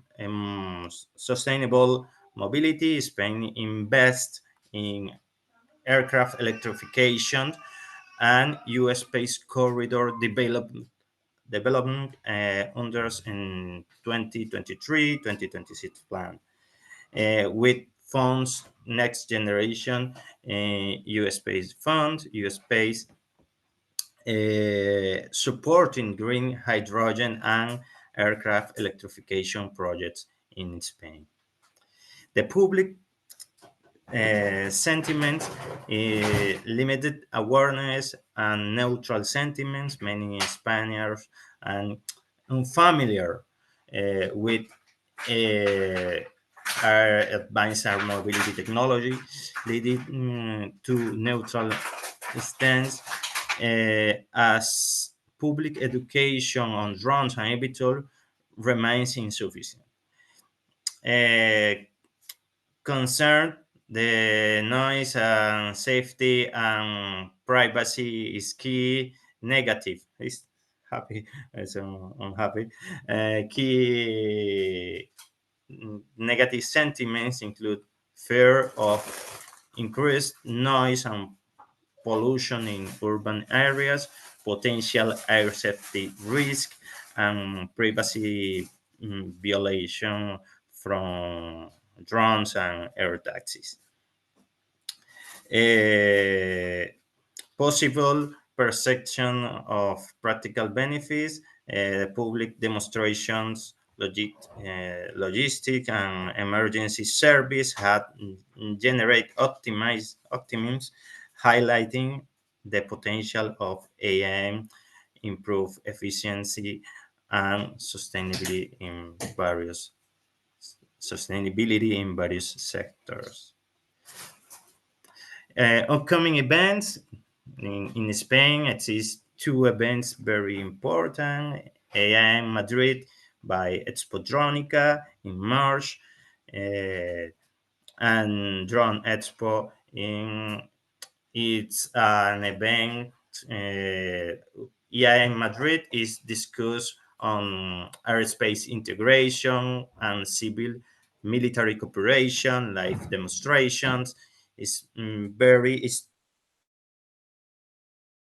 to beat this event.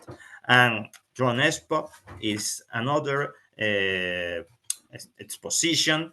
Now they integrate eVTOLs and counter drone systems. It's very important. Now the market move to adopt the counter drone system for protect infrastructures like airports and in the future vertiports. Opportunities, the economic growth, both in local industry, creation of jobs, research and develop, logistic and infrastructure development, sustainability, adoption of electric and hydrogen power aircraft aligned with the global sustainability goals and net zero of ICAO, use of drones in agriculture, public service and logistic, enhance efficiency and reduce environmental impact, and Spain participate in programs like Eureka and Opera A, like in advanced mobility solutions. Challenge the public acceptance, the addressing safety, privacy, and ethical concern among general population, establishing the regulatory infrastructure develop, establishing comprehensive policies for eVTOL and drone integration in the system, in the aircraft, in the aviation systems, and technological outlet, ensuring interoperability of drones and eVTOLs. Now our projects, Negocio Aeroespacial. In Negocio Aeroespacial, we are working to spread to a clear message to general public about the new advanced air mobility, responding to the public search intention and supporting initiative in Spain and Europe that promote this new model of air transport. Service and support and brand management and CEO search engine optimization for companies in aerospace sectors. We have a LinkedIn followers base of 55,000 people with my personal account and 6,000 followers with Negocio Espacial account. We have we try to transmit a message to general public for know that urban air mobility or the advanced air mobility and innovative air mobility. Thank you so much. Thank you, Luis. That's all. Yeah. Thank you, Luis. I think now we are moving to Belgium with Ndongo Makumbu Gloria, and I'm getting a bit more cautious on the time now, since the last presentation was a bit too long in the time. So Ndongo, are you here? Yes, I'm here. Great. Good day. Good day. So the floor is yours. Thank you.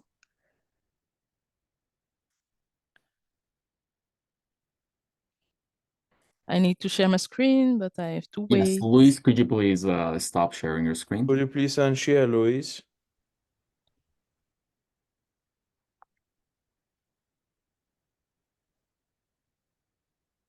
I'm not sure if he's there. So which is the second way?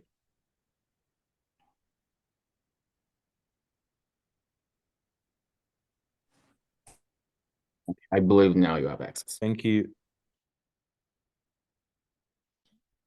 I think now it's okay.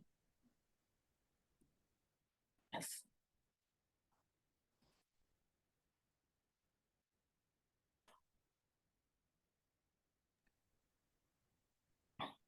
Yeah, it's here. So I'm Ndongo Makumbu Gloria. I live in Belgium and work for ID2Move, which is an incubator for US and autonomous systems.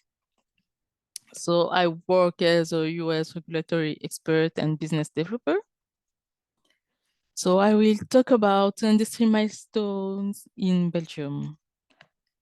We have two major projects for the second half of the 2024. The Belgian company ADLC is carrying out BVLOS cargo flights over the sea at the port of Antwerp. This involves transporting dangerous goods. It is petroleum from boats to the laboratory for analysis. So I put some pictures so you can see the US they flight with. So the second project has carried out conclusive tests for BVLOS flight. It is Helicus. There's built a dock housing a drone that links to hospital to transport samples. This portable device is packed with ingenuity to enable highly automated handling and temporary storage of standardized units of cargo of different size. The system is modular and aims to be agnostic and modifiable as possible. So they put it between, they work between two hospitals in Antwerp. Both projects were validated by the Belgian Civil Aviation Authority, called BCAA, according to the SORA 2.0 risk analysis. So about public sentiment in Belgium, as the years go by, the use of UAS is becoming increasingly accepted by the general public. However, this is still some reluctance in residential areas. UAS are becoming an increasingly accepted part of everyday life in Belgium, especially for recreational purpose. So if I can talk about the upcoming events, the one which is published until yesterday is the drone tech demo, which will be in Nivelles in Belgium on March 21st. So you have the website, so you can check the event. If I have the news of the other event in the year, I will share it later.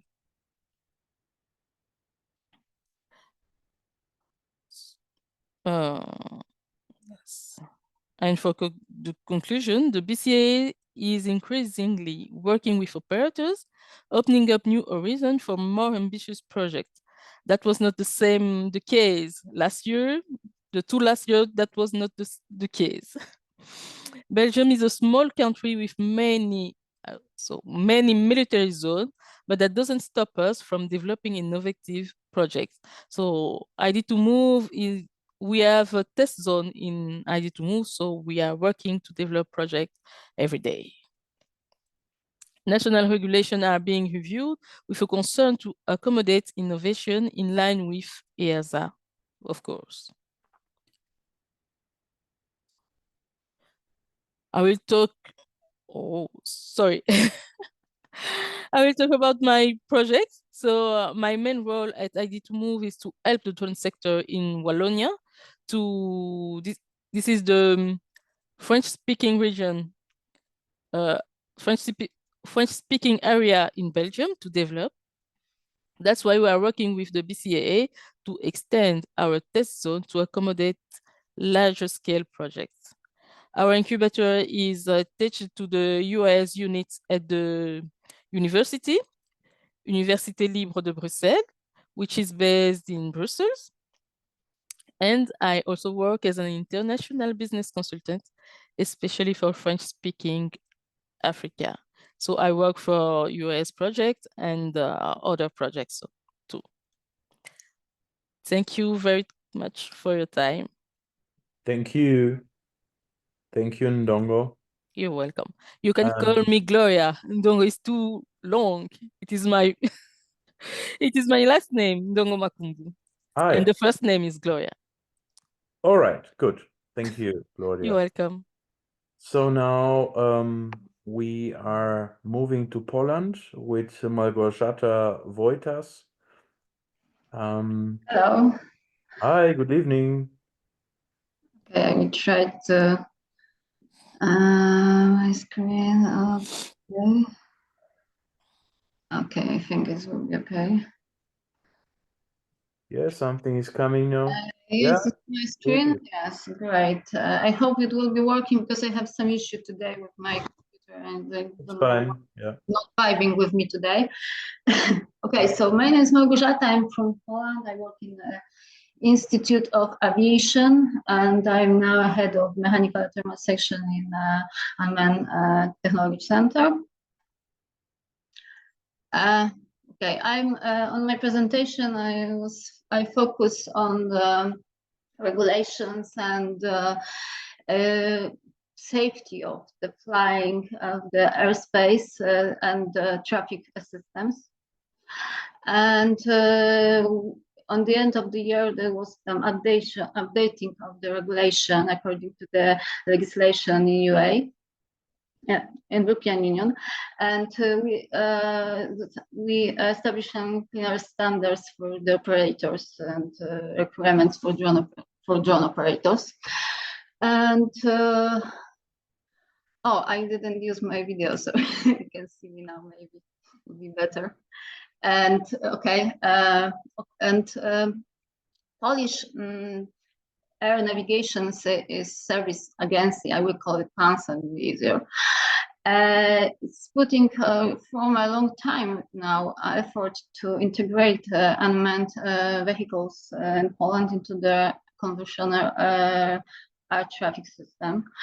And last year they finished the platform for the centralized platform for drone operators. It's called Drone Gov.pl.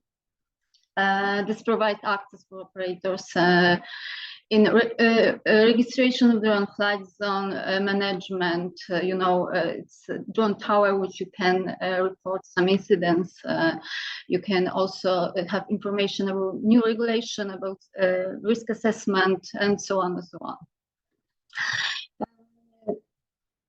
Also, on the end of the year, it was finished some consultation with the stakeholders, companies, research centers, pilots, also drone pilots, also conventional airplane pilots about some project from National Recovery and Resilience Plan project, which should focus on to create some network facilities and development new skills for the UAVs advanced air mobility industry in Poland.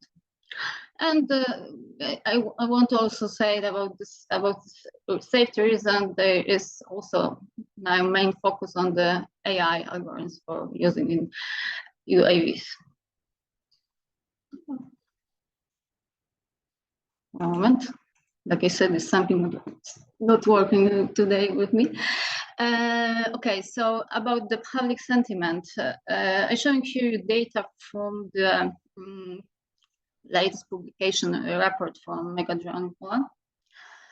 And they do some research in big cities mostly. So you can see that the acceptance is quite high in Polish cities, especially Polish people support the emergency service use for UAVs and advanced air mobility, taxis or something like that.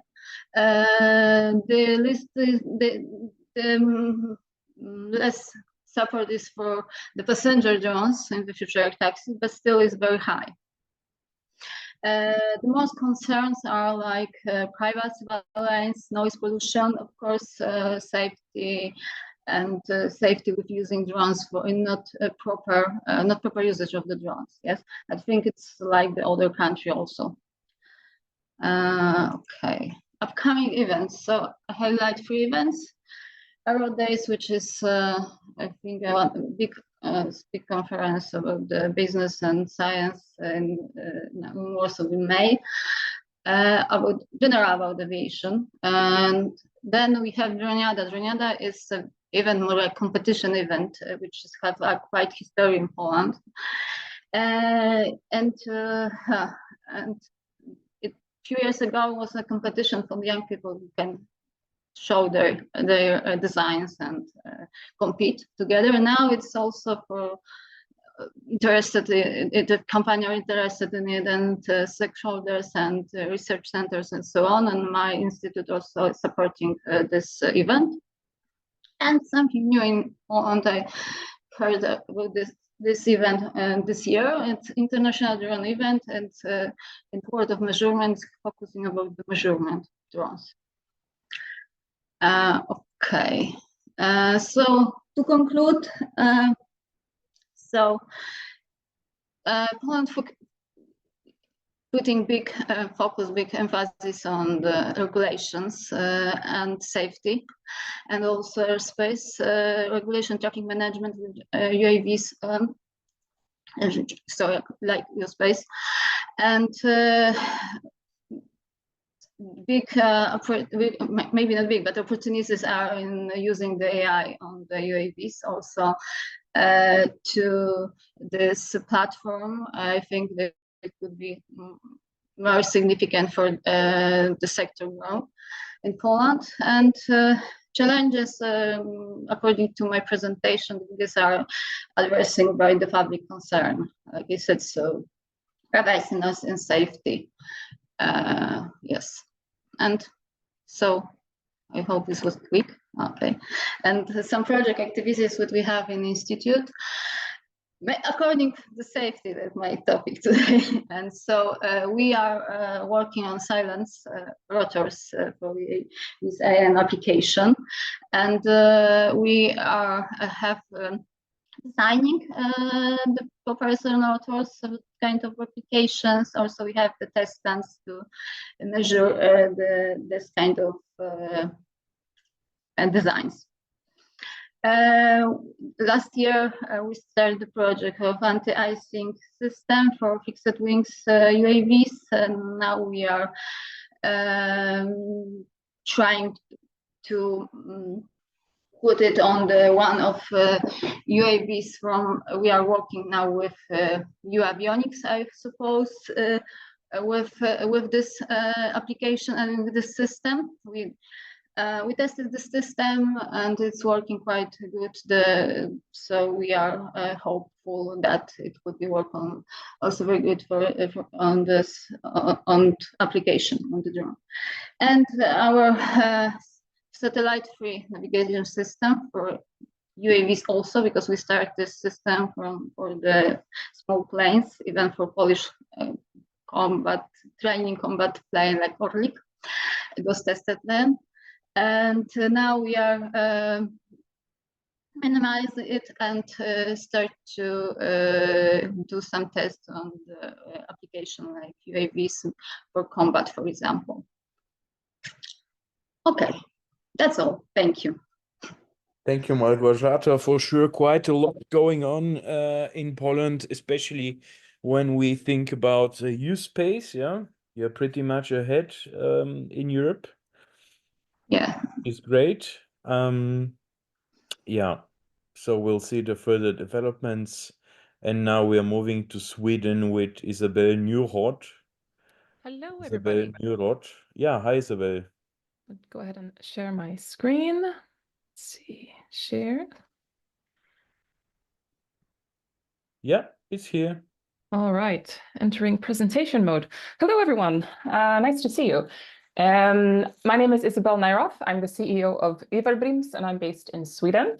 And in keeping in mind the time, I will be quite short. So if there's something that you feel you would like to learn more about regarding AAM in Sweden, please do feel free to reach out to me Isabel, after this.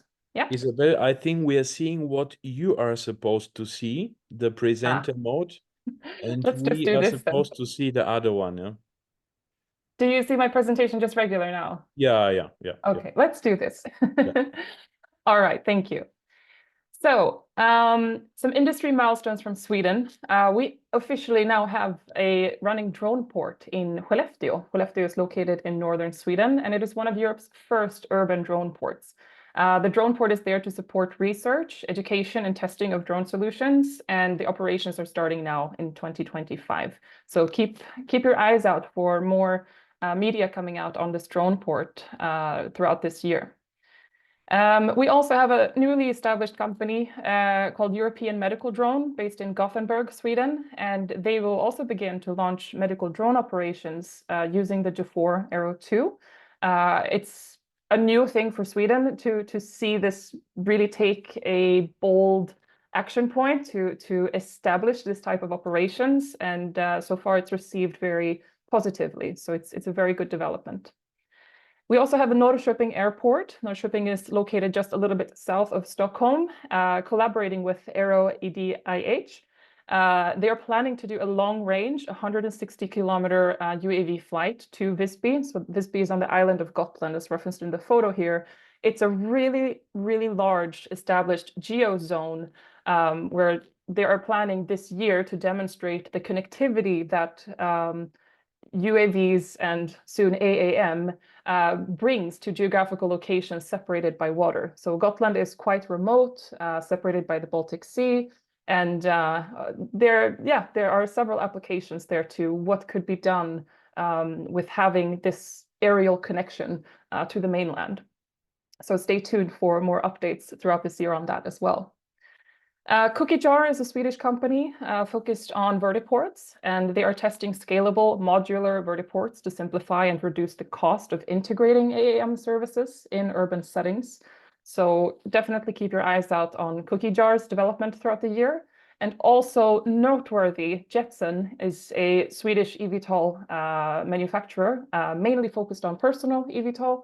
But they're doing really well, and they've actually sold out their entire production for 2024 and 2025. They are taking orders now for delivery for 2026. So maybe someone here has gotten their hands on or keeping their eyes on the Jetson 1, but that is definitely a very interesting platform on the market that is doing very well. Swedish manufacturer Heart Aerospace, they are operating globally, but they have also been having a really good year. So in 2024, they announced that they have a collaboration with Region Gotland, the big island in the Baltic Sea, that they will begin to do operations, I think in 2027, between the island and the mainland. Fantastic. But also out in the world, they're doing really well. And this year they will have a demonstrator for the ES-30 hybrid electric aircraft, which aims to transform the regional travel with sustainable electric aviation. So very excited for these Swedish companies out there grabbing the AAM market. A few public sentiments. So the city of Stockholm and Kista Science City are working on a project called City AM. And the point of City AM is to integrate drone operations in urban environments where people that are not really familiar with drones are being introduced to drones in their neighborhood. So we did a project now in 2024 that has wrapped up during the fall where we've been looking at geese or chasing away geese from different beaches in Stockholm. These geese are polluting the water. If we can find a nice, friendly technology way to herd these geese away instead of the manual way, which would be shooting them, it's a positive way of integrating the technology, which has proven now to have a very large public acceptance. People accept that, okay, we're going to have a drone on the beach now to help keep the water clean. So that's very good. In general, the population is very positive towards UAS and AAM integration, but it is noteworthy that the New Jersey drone sightings have also left an impact on communities around Sweden, seeing a lot of reports of drones coming in local Facebook groups, and just in general, people have they have their eyes in the sky looking for drones, which maybe in this light, not in the most positive way, but it is also kind of positive because now they have a new raised awareness for it. A few negative displays would be, as many have mentioned, definitely the regulatory path is still not clearly paved, but we're getting there a little step at a time. Investment, funding, absolutely something that is a challenge. But I think the noteworthy negative display that is kind of in hot discussions right now is infrastructure compatibility. So we are working on a project, for example, to install a drone in a box on a rooftop. Where do we find that rooftop? How do we know that rooftop is going to be acceptable for this operation and this configuration? How do we know that this rooftop will be acceptable in 10 years for what the technology will be then? These are the discussions that are ongoing in several organizations. We have at least 2 events coming up in Sweden this year. So March 26th and 27th, we will be having Drone International Expo in Kista, that's in northern Stockholm. It's also in collaboration with also Homeland Security side of this expo. So everyone is welcome. Please do sign up. I would love to see you there. I'm not hosting it, but I will be there. And also in September 4th and 5th, we have Aero EDIH and our local representatives for all kind of aviation transportation, Transportföretagen. They will be hosting a 2-day drone event. Location is still to be determined. In conclusion, Sweden is poised to lead a sustainable AAM. It's slow running, we all know that, but we are emphasizing from the get-go to keep a green aviation vision. We are investing in modular infrastructure and community-driven solutions.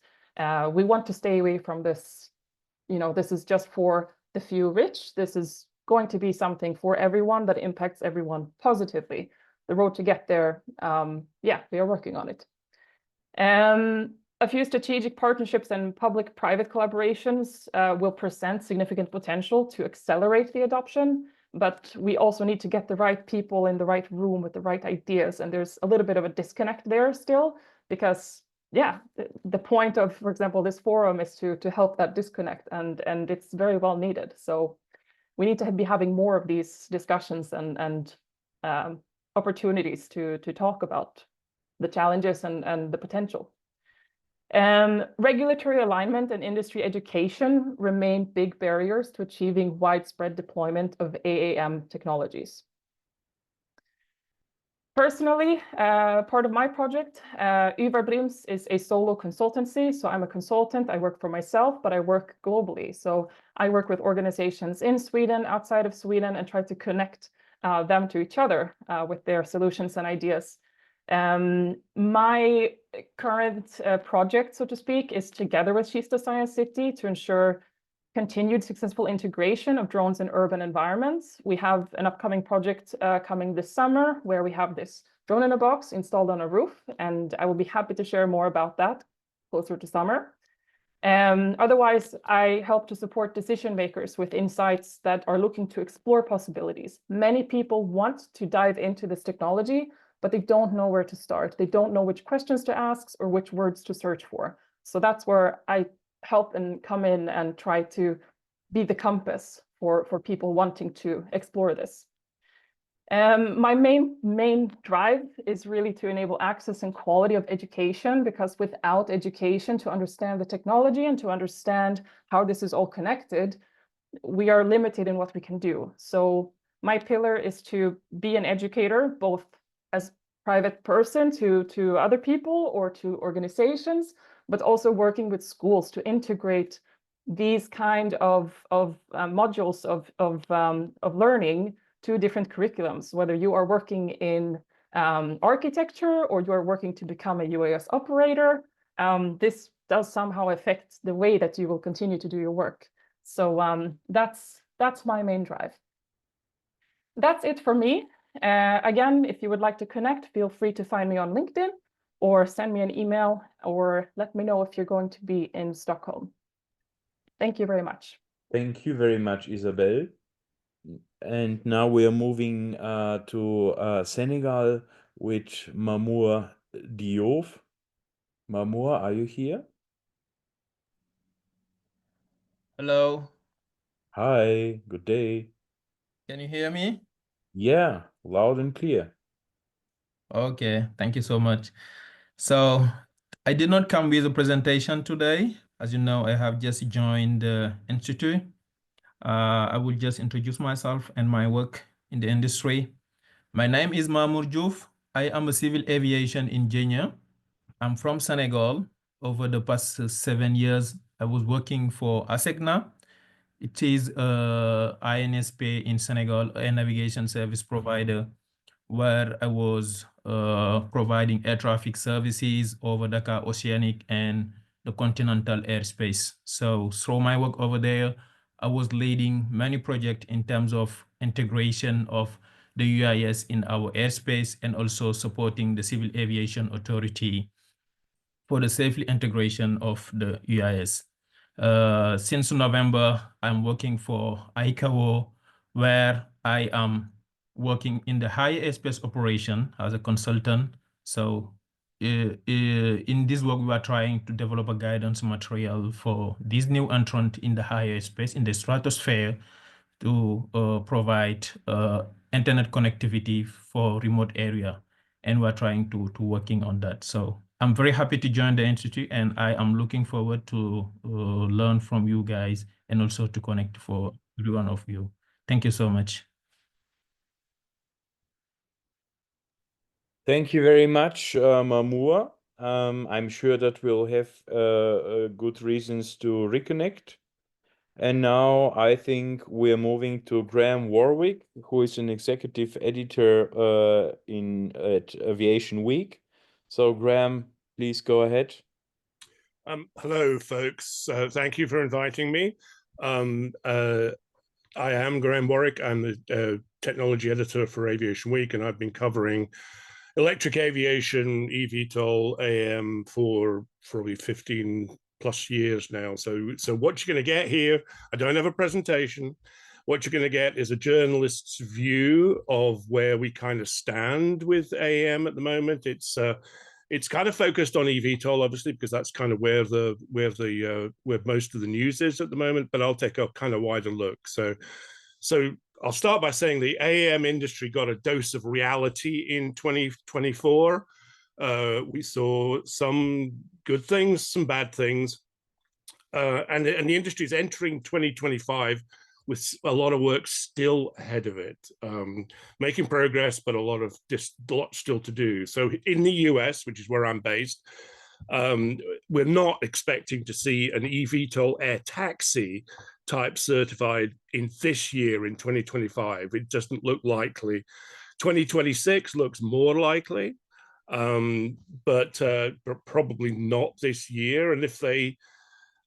And depending on how much work the companies like Joby and Archer can do in parallel with type certification, if we don't get type certification until 2026, that means that commercial air taxi services could begin in 2026, but they could also slip into 2027, which some people think is more likely. But certainly we're still at 12, 18 months away from anything commercial happening. There's a lot to do beyond type certification. Pilot training, putting all the training academies in place, finalizing all of the Part 135. So it's still a ways to go. Even when they start those commercial services, they're going to be subsidized initially, even if they're for the wealthy, airport shuttles, etc. They'll still be subsidized to some extent. So even the well-funded industry leaders like Joby and Archer are going to have to raise some more money over the next 2-3 years. So they may already have, somewhere between $1 and $2 billion raised, which is enough to get the aircraft certified and maybe get production started. But to get into service and to scale, you're looking at companies having to raise $2, maybe $3 billion, which is a lot of money. On the other side of the Atlantic, to be frank, Europe almost lost its leading eVTOL developers in 2024, with both Lilium and Volocopter filing for insolvency. And in the UK, Vertical was locked in an ownership battle, to keep going. Now, Lilium did find new funding. Hopefully they will get restarted this year. We're still waiting to see if Volocopter can find a rescuer. And Vertical has been stabilized for now. But the result of that is the eVTOL development in Europe, which really at one point was the leader, has been pushed back a couple of years. We're really not expecting anything before probably 2028 in Europe. It's been quite a difficult year for Europe. And this is despite having a regulator in EASA that leaned forward more than any other to enable this new industry. The bigger problem from Europe, it seems, is just the lack of a robust venture capital ecosystem, which makes it very hard for companies to raise the sheer scale of money that's needed to get these projects into production and into commercial operation. So while we may have to wait till 2026, maybe 2027 in the US, the United Arab Emirates still plans to start air taxi service in 2026. They have agreements in place with both Joby and Archer, and both of those companies they hope to get started before the end of this year, ahead of type certification in the US, which will be a challenge for the local regulator. But the companies are working hard to get the infrastructure in place, the first vertiports, and to get some sort of permit to fly in the UAE, which means they can get started earlier probably than in the US. So AAM has continued to make progress in other regions. South Korea and Japan are continuing to work towards introducing commercial passenger and logistics services. And obviously in the past 12 months, India has emerged as a player in AAM as well. Very different economic situations there. So you're seeing kind of different solutions emerge in India versus some of these other countries. But the standout over the last 12 to 18 months has been China. The industry has exploded over the past year or two, and not just in eVTOLs, but in electric fixed-wing aircraft, uncrewed cargo aircraft, hydrogen electric propulsion, just dozens of startups bouncing up and in this market. And China has seen this mushrooming of AAM startups because it's being encouraged by strong central government support for what they call the low altitude economy, which is kind of AAM on steroids. It's AAM plus drones, plus general aviation, plus helicopters. It's just use of all that low altitude for logistics, passenger transport, just economy, generating economic wealth, basically. And a lot of these companies, startups, they're being enabled by funding from provincial government-owned entities, orders from provincial government-owned operators. So the government is playing a very strong role in China. And these Chinese startups are helped by capital costs that there are perhaps a seventh of those in the West, meaning that tens of millions of dollars can get them to a full flying demonstrator in a couple of years. China's regulator, CAAC, has been very proactive. They've type certified the first 2 VTOLs anywhere in the world, EHang and Autoflight, but they're to sort of unique rules. Now China's following the FAA's lead in certifying the larger passenger carrying eVTOLs in the same way as a special class. So we're not seeing any more approvals in China before 2026 at the earlier. And we think that there will be casualties amongst these many Chinese startups, but SMG Consulting, with whom we work a lot, thinks they'll come after they certify, as they compete for market share, rather than what happens in the West, which is where companies run out of money before they get to certification.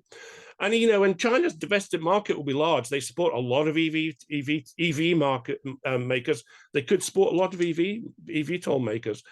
And then the question becomes, what happens when they turn their attention to the export market? You know, I mean, will we see a wave of eVTOLs following this wave of Chinese EVs into the Western market? Aviation is a far tougher market to penetrate, and certification is kind of a protectionist barrier, but they will get into these outside markets eventually.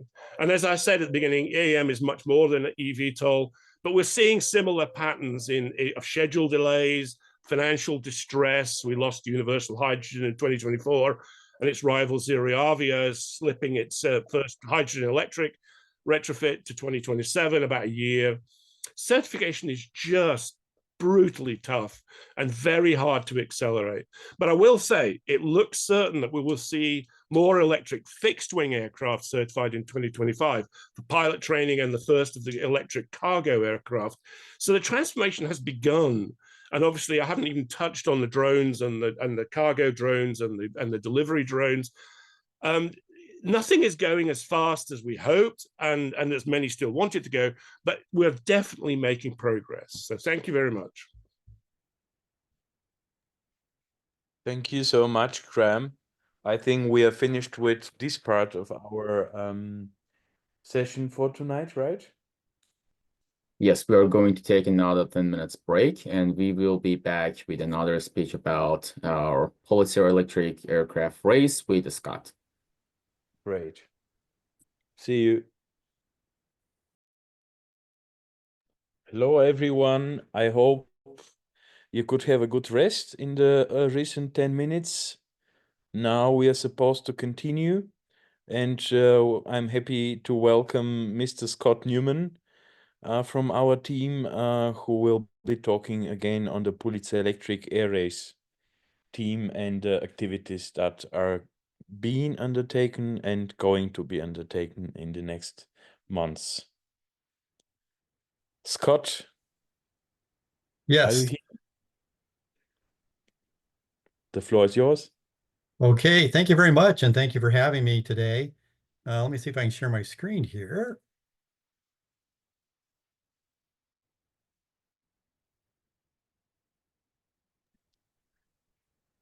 There it is. Oh, great. Okay.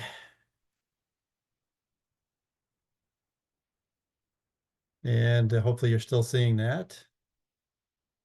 Yep. Oh, I think I got the wrong one though. Let me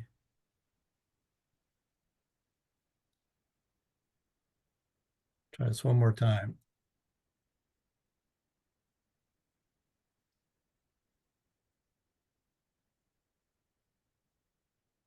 All right.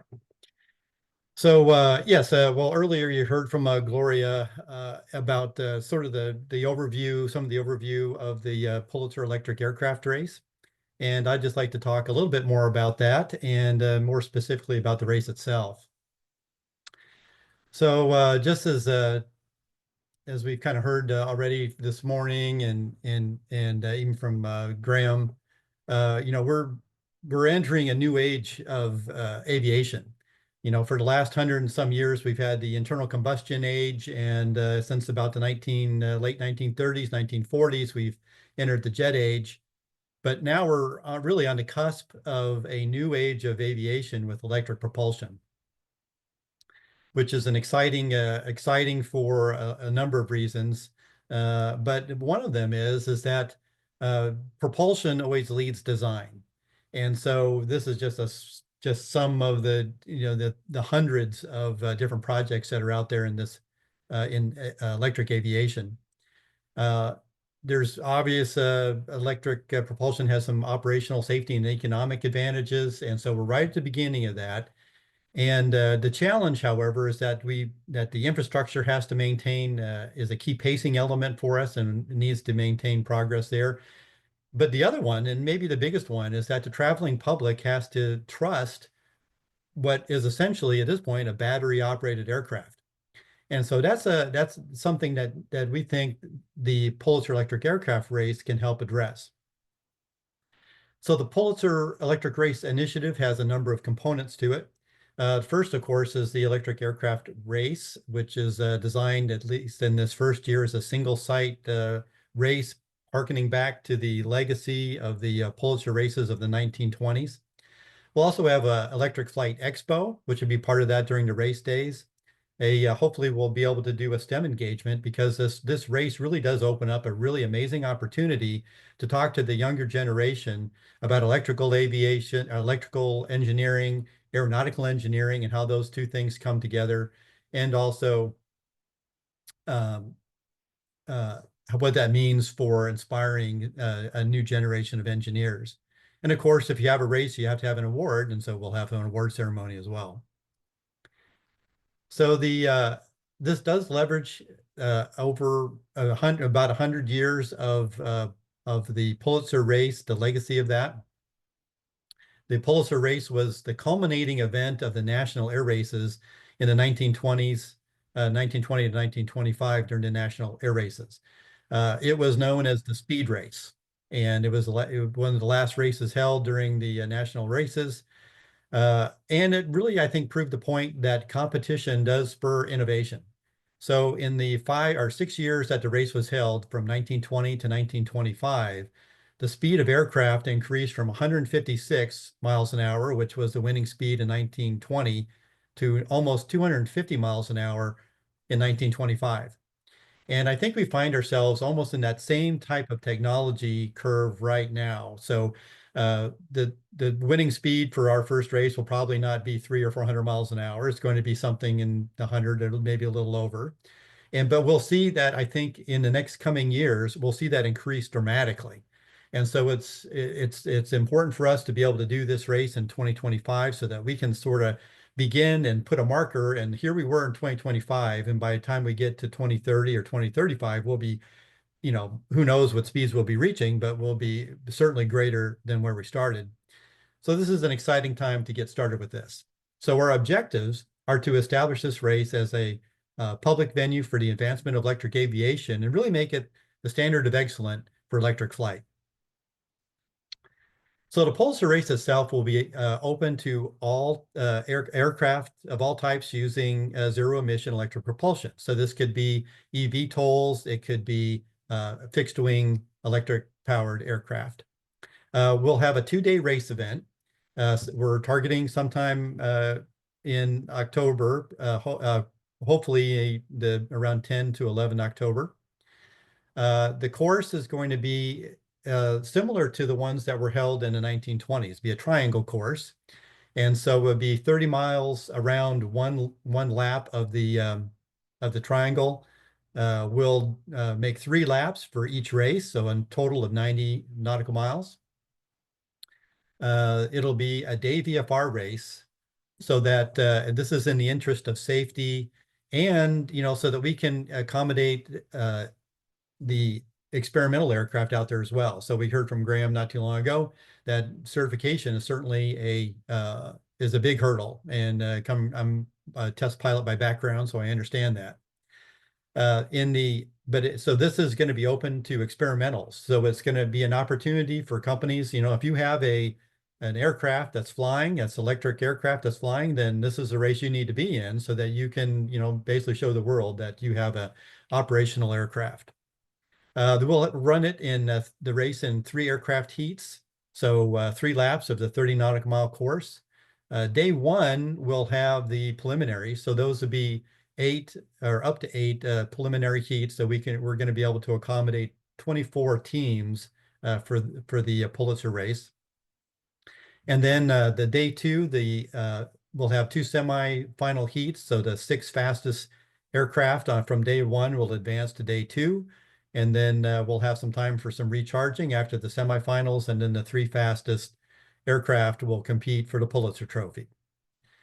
We'll collect the times by flight data recorder, do some simple math to figure out 90 nautical miles divided by the time is your speed, and the fastest speed wins. In addition to the race, which we think will be exciting, and just being able to award the Pulitzer Trophy again after 100 years, some of that time spent in the Smithsonian Institute in the National Air and Space Museum will be really exciting. But some of the other things that we hope to do is to really look at the electric transportation, electric aviation, and get the public and increase public awareness and excitement about this new mode of transportation. So we hope to be able to do that with the Electric Flight Expo and have a mini conference, a half-day conference for the professionals like we have here in the audience, I'm sure, to be able to come and talk about electric aviation, where you think it's going. And in addition to that, we'll, in a more public forum, we'll have a kind of a fun festival type environment for the general public to learn about electric aviation, be able to go and see the electric aircraft that we're racing, have a display area for STEM activities and sustainable energy and electric transportation of all kinds. And then, of course, be able to make some announcements and really follow the race as it's going on. So this would be a great time, and maybe the first time that most people will be able to see an actual electric aircraft for themselves. So this really goes back to the type of environment that was set up in the early 1920s, where maybe a lot of people hadn't even really seen an aircraft yet. And the Pulitzer races of that era really paved the way to bringing electric at that time piston engines and aircraft into to pave the way for commercial operations and bringing what we now have as a worldwide transportation network. So we see this as maybe a way to do that for the electric aviation. We'd also like I said, this is a great opportunity for STEM. So we'd like to be able to put some packages together to be able to hand out to students or have field trips from classes and children from the schools in the area, wherever our host city happens to be, so that they can take a look and maybe be part of history and see history in the making. And then, of course, as I said, the Pulitzer Trophy has a wonderful 100-year plus history at this point. It's been in the National Air and Space Museum now for a number of years. And we'd like to bring that and give it new purpose as a race, which really is introducing a new form of propulsion and a new type of aviation. So we'd like to do that, and we'll have an award event someplace in the DC area, hopefully, and be able to award that. As far as our organization, you've already met Gloria earlier today. Dan Sloat, of course, many of you probably know, is the founder and president of the AAM Institute. And I've been as a part of trying to get this race going now for the last few years. And so I'm acting as director for the Pulitzer race. Our contact information is there. If this piqued anybody's interest and you would like to ask any other questions, we hope you could do that. And this is an opportunity also for sponsors and other people to get involved with the race. We have an RFP out, as Gloria mentioned, for host cities. But this is really open to, now's the time, if you're a team that has an electric aircraft, whether that's an experimental that you've built yourself, like there's some from the electric or the Experimental Aircraft Association, university that it might have electric aircraft as part of their education programs, or a manufacturer. This is the time to contact us and let us know that you are interested in being part of the race. And then just other people too. This is a big industry. So there's chargers, there's manufacturers, there's plenty of people and companies that are making other products that will service those manufacturers. And so you can be part of this race as well. It's really open to show the diversity of design and the breadth of this burgeoning and new transportation infrastructure. So I think that's all for my presentation. I just would say thank you and hope to hear from you soon.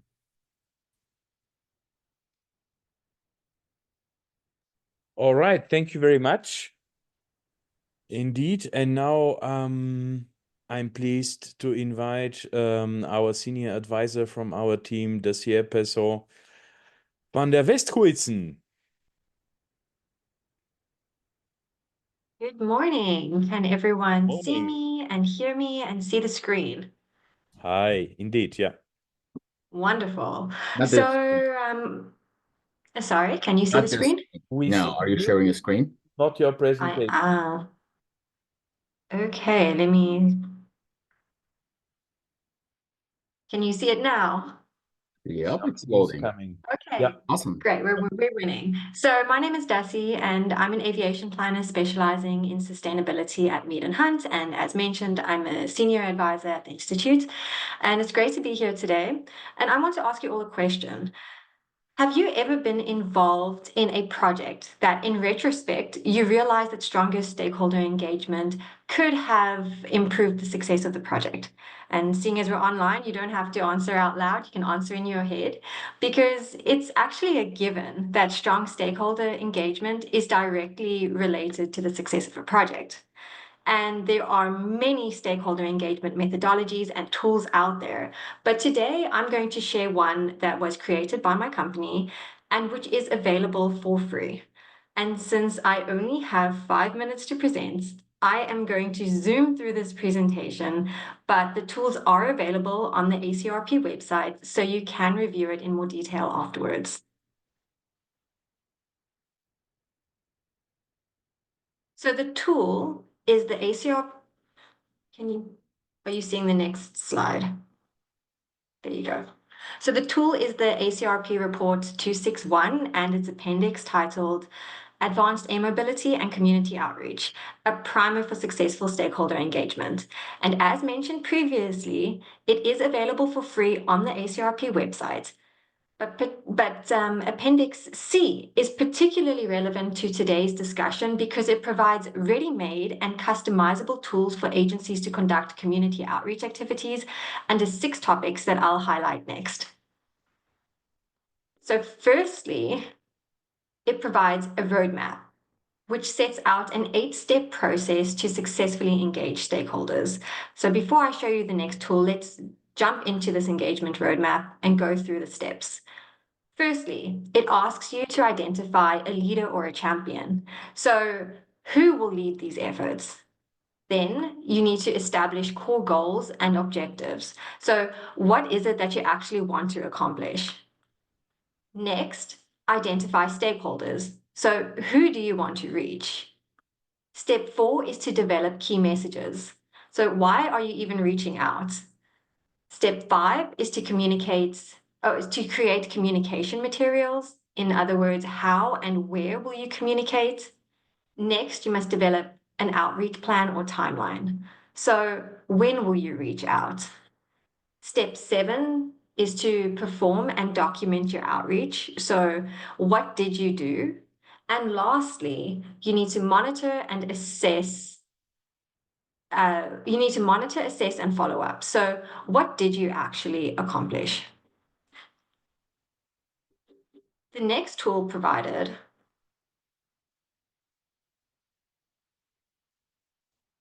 are you seeing the next slide? Okay, so the next tool provided is a stakeholder self-assessment survey, which can be better used to understand a stakeholder's level of knowledge, interest, and engagement across various activities.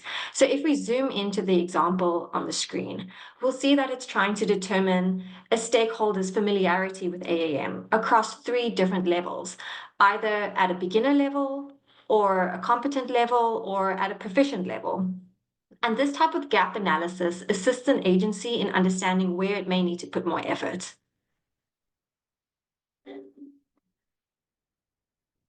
Thirdly, the tools provide a fact sheet or a brochure, which attempts to answer basic questions that stakeholders might have, such as, when will AAM be here? Where will the flights depart or land? And what are the potential opportunities or impacts that AAM might bring to my community? The fourth tool is a presentation deck, because the report simplifies the engagement process by providing a ready-made package. So all you actually have to do is pick up the package and go and engage your stakeholders. The fifth tool is an event invitation, which is a template where the user only needs to fill in the blanks, such as the invitation, like the company's name or the event information or the stakeholders details. So in the example on the screen, the information was provided in the highlighted yellow text. So you could see that it's my company, Mead and Hunt. We're hosting a virtual advanced air mobility informational workshop for the Sonoma County agencies. So using that information, we can populate the rest of the template and simply send it out to our stakeholders. And the last tool provided is some educational resources that have been divided into different topics so that stakeholders that are just interested or eager to learn more can go and help themselves. So with all of these tools available, you don't have to break the bank or reinvent the wheel to engage your stakeholders, and ultimately you'll land up with a more successful project. So thank you. Thank you very much. Do we have some questions? If not, we are moving to Ireland and Julie Garland. Julie, please go ahead.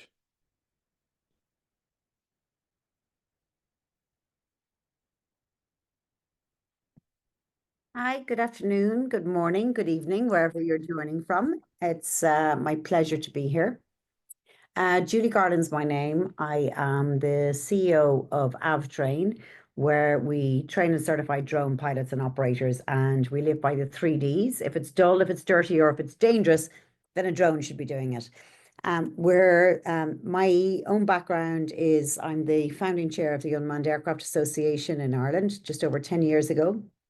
We set up the UAAI.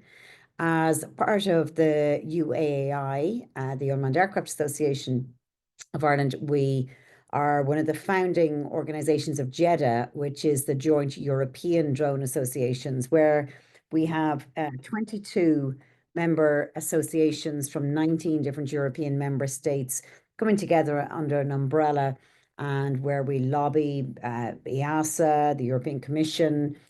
We sit on various different standards bodies, also very proactive in JARIS, and I believe I have my very good friend John Walker online. I'm the vice chair of the industry stakeholders body steering committee, and John is the chair of that.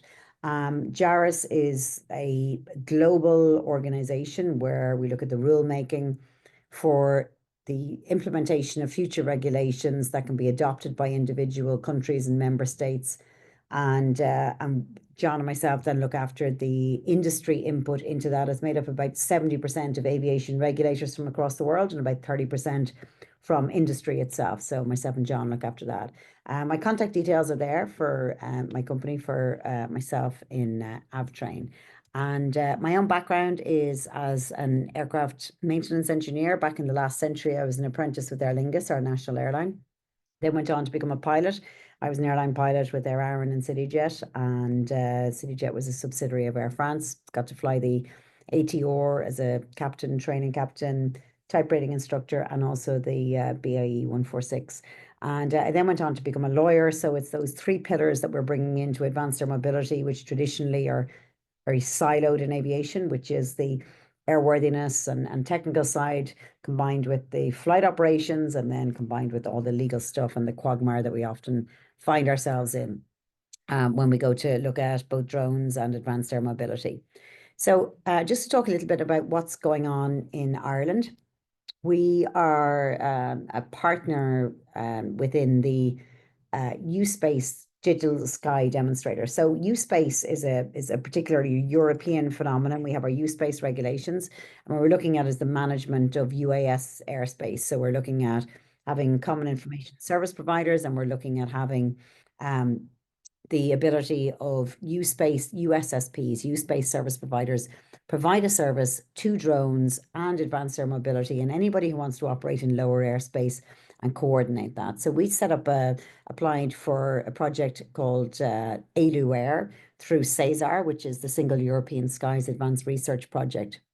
And as part of the CESAR funding that we received, nearly 7 million euros worth of funding to set up a digital sky demonstrator out of Shannon. We have a partnership with Collins Aerospace, with Shannon Airport Group, ourselves, Future Mobility Campus Ireland, AirNav Ireland, who are the air navigation service provider.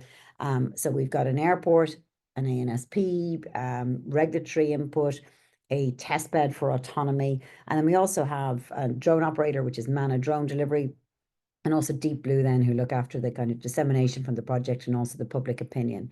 So the idea is that towards the end of this year that we'll be building out a digital sky demonstrator to allow for the implementation of U-Space through the U-Space regulations. When we talk about innovation, just mention maybe MANA Drone Delivery. Some of you may have heard of them. They are operating in Ireland. They're operating in various other European jurisdictions as well, and expanding into European. They're also operating in Texas with ANRA and Drone Up, Wing, and a couple of others within the Texas environment, looking at the implementation of how do we go about coordinated drone deliveries with multiple operators and looking at an airspace management tool.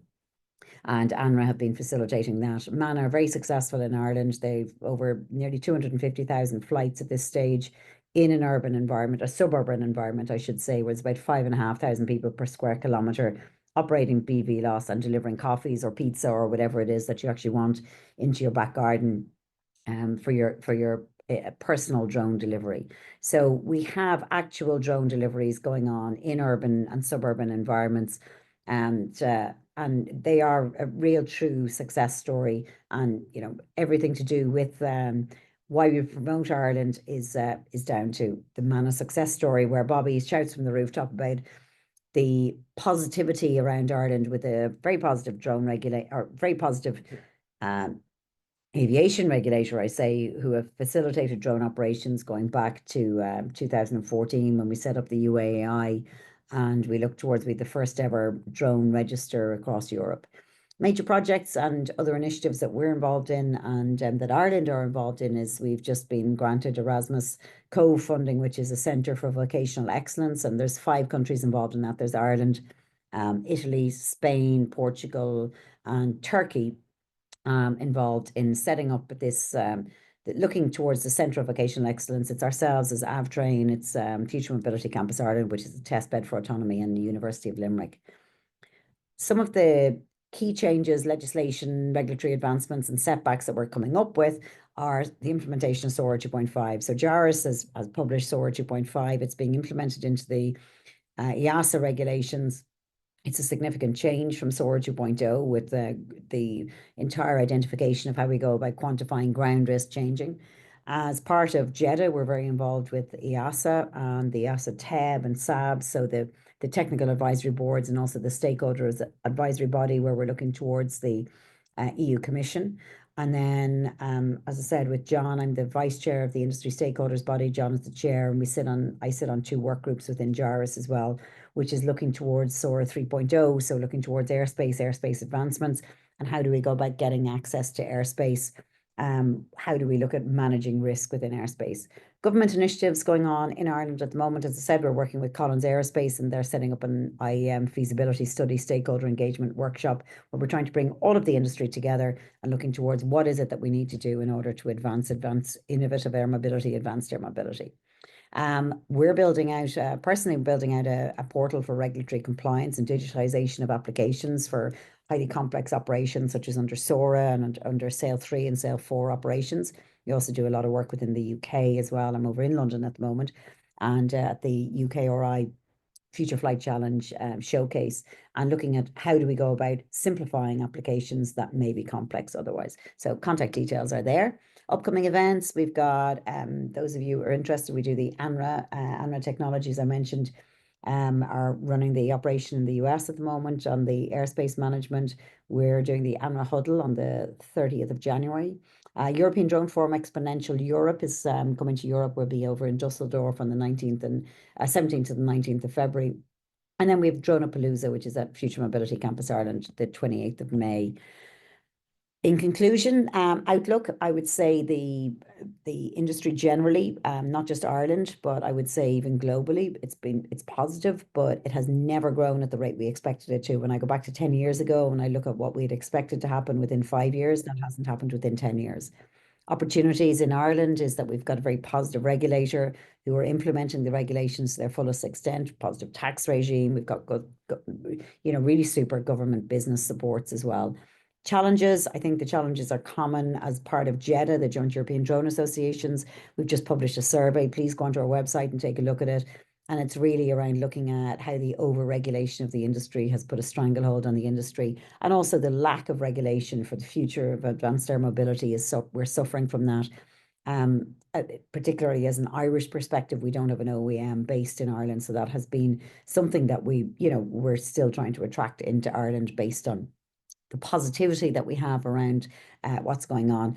I do want to reach out and say thanks so much to Dan and the team, particularly Amin, who's looking after all of us today, and all the work that goes into to organizing today. So thank you. They're my details. I really appreciate being here and the invitation and being able to put forward what's going on in Ireland, and wish you the very best for the rest of this evening and tomorrow. Thank you, Julie. Thank you.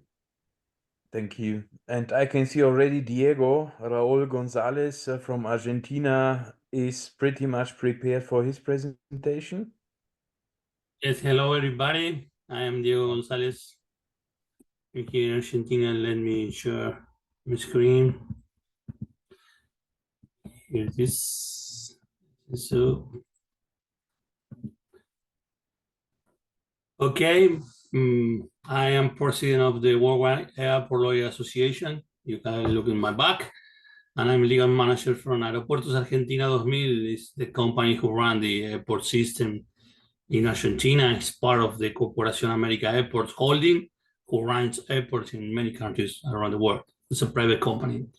So, but in terms of industry milestones in Argentina, the drone industry is particularly interesting in 2024 because, according with the media and the data, the growing or the interest for drones in technology is growing and growing, not only in the typical industry like oil, gas, or mining, but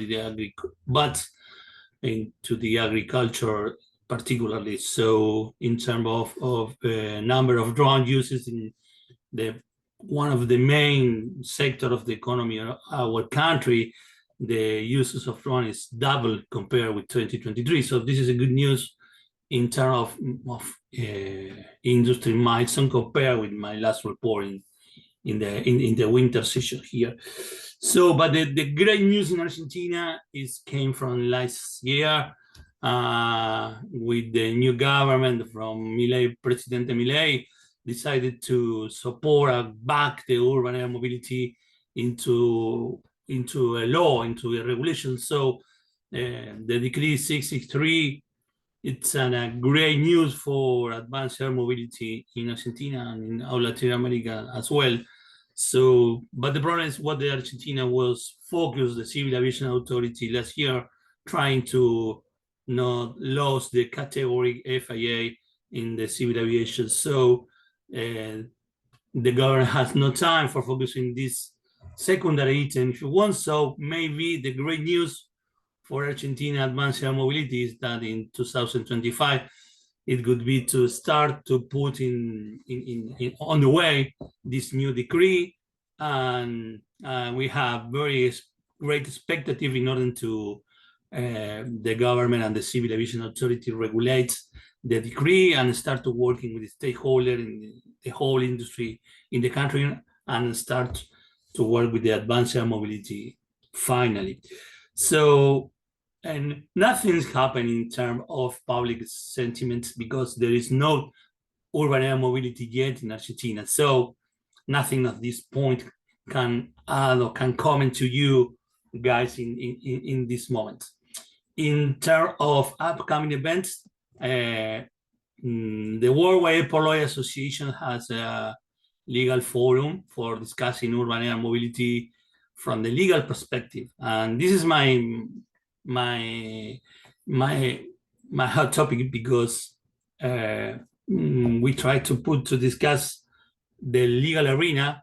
In all the whole world, we know that the legal framework it's a challenge, but it's time to start to talk about which are these new law. So we will discuss about this in our next conference in Curacao. This is not in Argentina particularly, but this is in part of our international air pollution associations. And you know, vertiport will be located at the very beginning at airports according with the use case, but this is just the very beginning. The second is the vertiport will be established in the urban environmental. So this is the key issue that we have to start to discuss, which is the legal impact of the urban air mobility really. So in conclusion, in Argentina, we have a law right now, which is very, very positive, but yet it's very, very new. So in terms of advanced air mobility, we have no CONOPS, we have no certification process formally in process, sorry. No eVTOL flight demonstration, no nothing except the law, which is, it's too much. It's positive, as I say, but it's just the very, very, very, very beginning. So that's it what I can to say in terms of updating from my last reported in 2024. This is my detailed contact here in Argentina, and thank you and bye-bye to everyone. Thank you, Diego. Indeed, interesting developments. Now we're moving to Brazil with Fernanda de Melo Siniscalchi. Fernanda, are you here? We have a video recording for Oh, we have a video from her. Okay, so.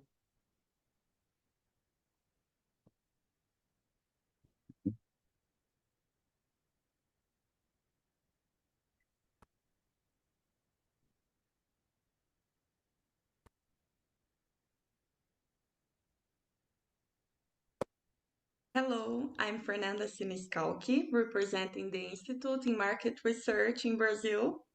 I'm also the treasurer of the board. Happy to be here today. I'm so excited to share about AAM in Brazil. Last year, I published an extensive report on AAM market in Brazil, but let's do an overview. Here we have 3 eVTOL manufacturers. There is Moya Aero with the use case for logistics and agribusiness, Eve for mobility and Vertical Connect with eVTOLs for carrying passengers. The ranges are from 100 to 300 kilometers and payloads from 200 to around 400 kilograms. We also have a strong UAV market, especially for the use in agriculture. Our regulators are ANAC and the SEA. There are some promising projects in infrastructure and several LOIs between operators in business aviation, airlines, and logistics with Eve, EHang, Lilium, Vertical, and Moya. Last year, we had some big steps in industry, with more than 80 flights of Moya Aero and the first transition flight, the Eve's full-scale prototype and their announcement of the program Eve Tech Care, and the first flight of EHang in Brazil. In regulatory advancements, ANAC approved Speedbird's UAVs for BVLOS operations, and ExmoBot's drones for BVLOS operations at night. The regulator also launched a regulatory sandbox for vertiports and signed a MOI on AAM with Singapore.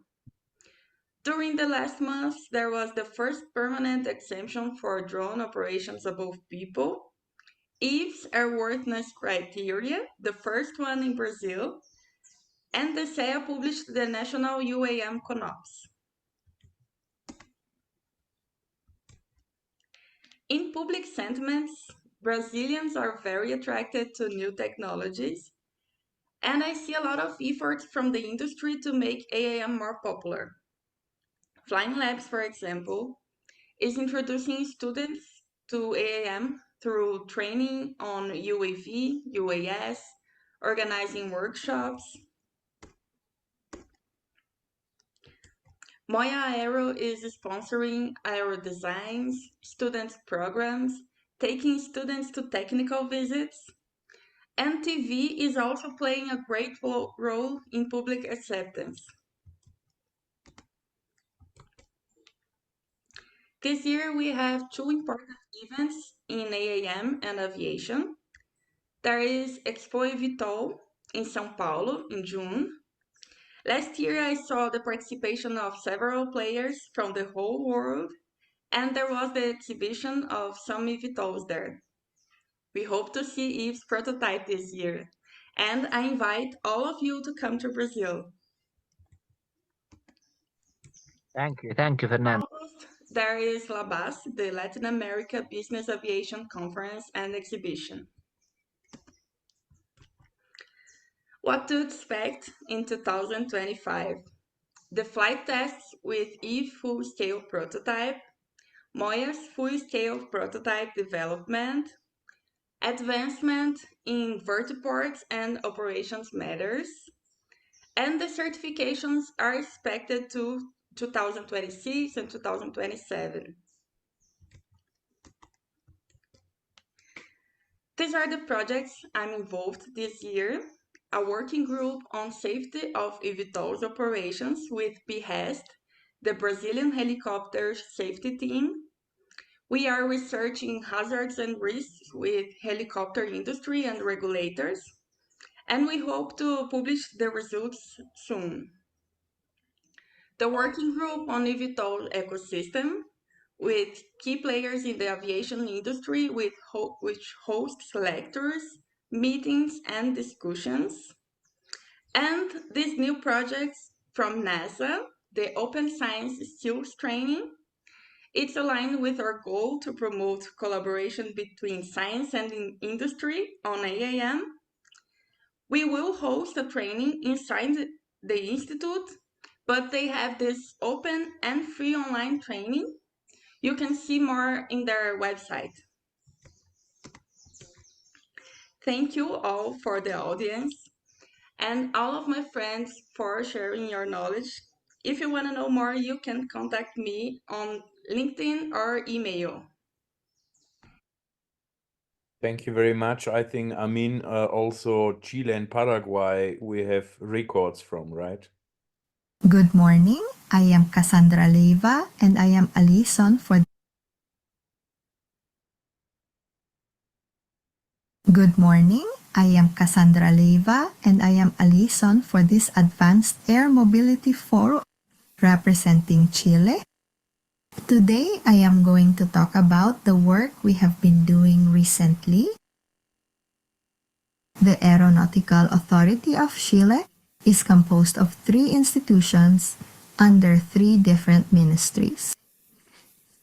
There is the Civil Aeronautics Board in charge of the air commerce policy, independent of the Ministry of Transport and Telecommunications. The Civil Aviation Directorate, which regulates, provides services, oversees, and investigates air accidents, is under the Ministry of Defense.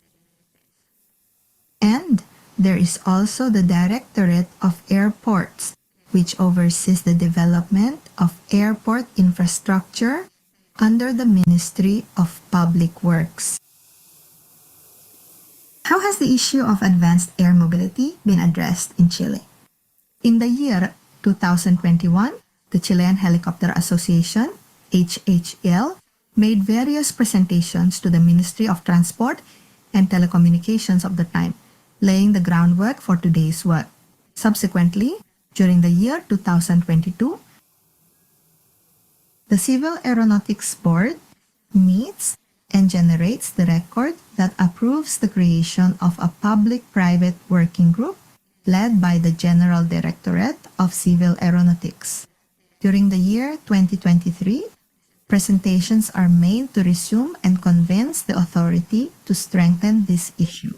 Today, the working group has been formed and has been working on designing the content index that will be included in the terms of reference for bidding on the study to obtain a roadmap on this matter.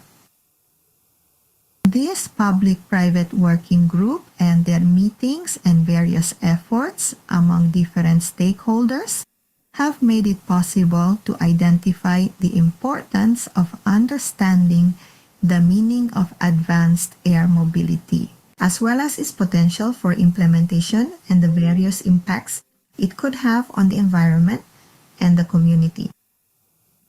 During the first half of the year 2025, we are going to continue working on the preparation of the technical document of the terms of reference to be tendered for the study that will allow for the creation of a roadmap for advanced air mobility in Chile. What are the next steps? Continue working together among various public and private actors to promote the industry and thus strengthen knowledge. Also, among the citizens and the community in general, create networks that allow progress in implementing the advanced air mobility industry in the country, and understand the impacts that the implementation of advanced air mobility can have on the territories and their communities. Finally, I share with you what I do. I am part of Dronity.com, a related company, to professional training and advising companies on the implementation of projects related to unmanned aerial vehicles, committed to promoting the good uses and practices of unmanned aerial vehicles. I invite you to listen to the podcast where we talk with various industry experts at dronity.com/podcasts. Thank you very much. Sincerely, Cassandra Leva, and you can write to me at cassandra.dronity.com. Thank you very much for your time. Great, and now let's hear Andrea Spinelli from Paraguay. Hello everyone, my name is Andrea Spinelli. I am the founder of the pilot school at the Paraguayan Automobile Club, which is a non-profit organization. Despite Paraguay still being far from achieving vertical mobility, I think we have made small advances in the use of drones. Well, regarding our industry milestones, the Paraguayan Navy has acquired Autel Evo Max 4N drones to improve border control and monitoring. And this is part of collaboration with Data Systems, which is a private company, which also handles training and sales of these drones. The Navy works alongside other institutions such as the Customs Directorate and the National Police to strengthen the country's internal defense. These drones are used not only for border monitoring, but also in rescue operations. And since 2017, the NAC, which regulates our airspace, has implemented regulations for the safe use of drones in Paraguay, though they are not fully enforced yet. And lastly, there are pilot training programs provided by this company, Data Systems, to ensure that this technology is properly handled for our national security and defense. Regarding public sentiments, well, in Paraguay, opinions on drones are mixed since we don't have vertical mobility or vertiports yet. This is important to let you know. So regarding public sentiments, on one hand, some see the potential benefits, especially in areas like search and rescue or border monitoring, where drones can help combat illegal activities such as smuggling and drug trafficking. The Paraguayan use of drones is viewed as a positive step towards technological advancement and improved security. On the other hand, many citizens are concerned about privacy invasion, leading to the introduction of several legislative bills since 2013 aimed at regulating drone use. However, these bills have not been enacted, with one of these bills even linked to a congressman involved in a drug trafficking scandal. Despite the challenges, there's clear community support, I think, for the positive use of drones, so privacy concerns remain a key issue. We don't have upcoming events, so conclusions are that since 2012, drone use in Paraguay has significantly grown, but this growth hasn't been matched by effective regulations. In 2024, last year, agriculture saw the most notable increase in drone use, and they have also become crucial in sports, media, and journalism, especially for rally coverage, rally events, and various social activities. Law enforcement and emergency services use drones for search and rescue operations, border control, and intelligence tasks. However, we face challenges like regulatory compliance, as the NAC, which regulates the airspace. These regulations are not adequately enforced. Public education of the safe and responsible use of drones is essential to prevent accidents here in Paraguay. And lastly, this bill I talked a few minutes ago, it leads to another bill that is expected to be approved this year, and this one proposes a fee per flight. So they are focusing on revenue over safety, right?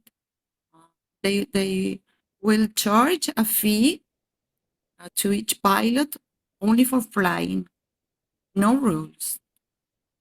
Addressing these challenges is crucial for the sustainable growth of drone use in Paraguay, I think.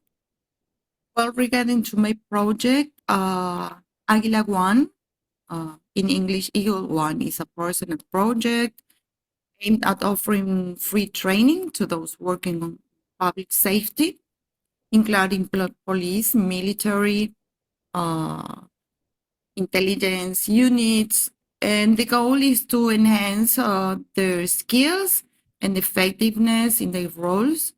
And in a second phase, the project will focus on creating a remote pilot training program, providing flexible and accessible learning for aspiring drone pilots.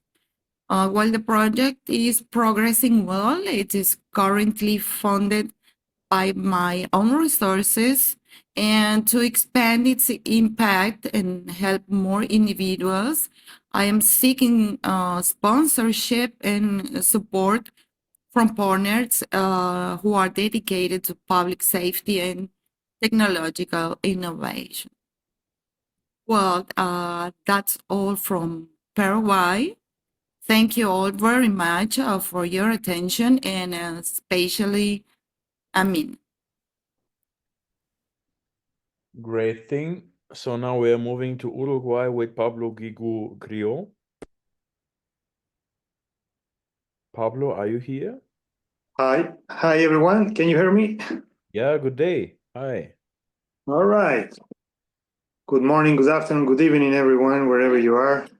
I'm from Uruguay. My name is Pablo Guigu Griot. I'm working for the DINASIA, which is the Uruguayan Civil Aviation Authority.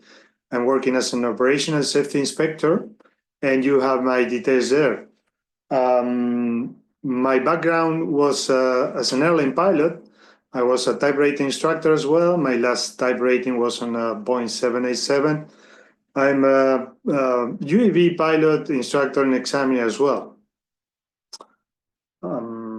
Okay, let's go to the industry milestones.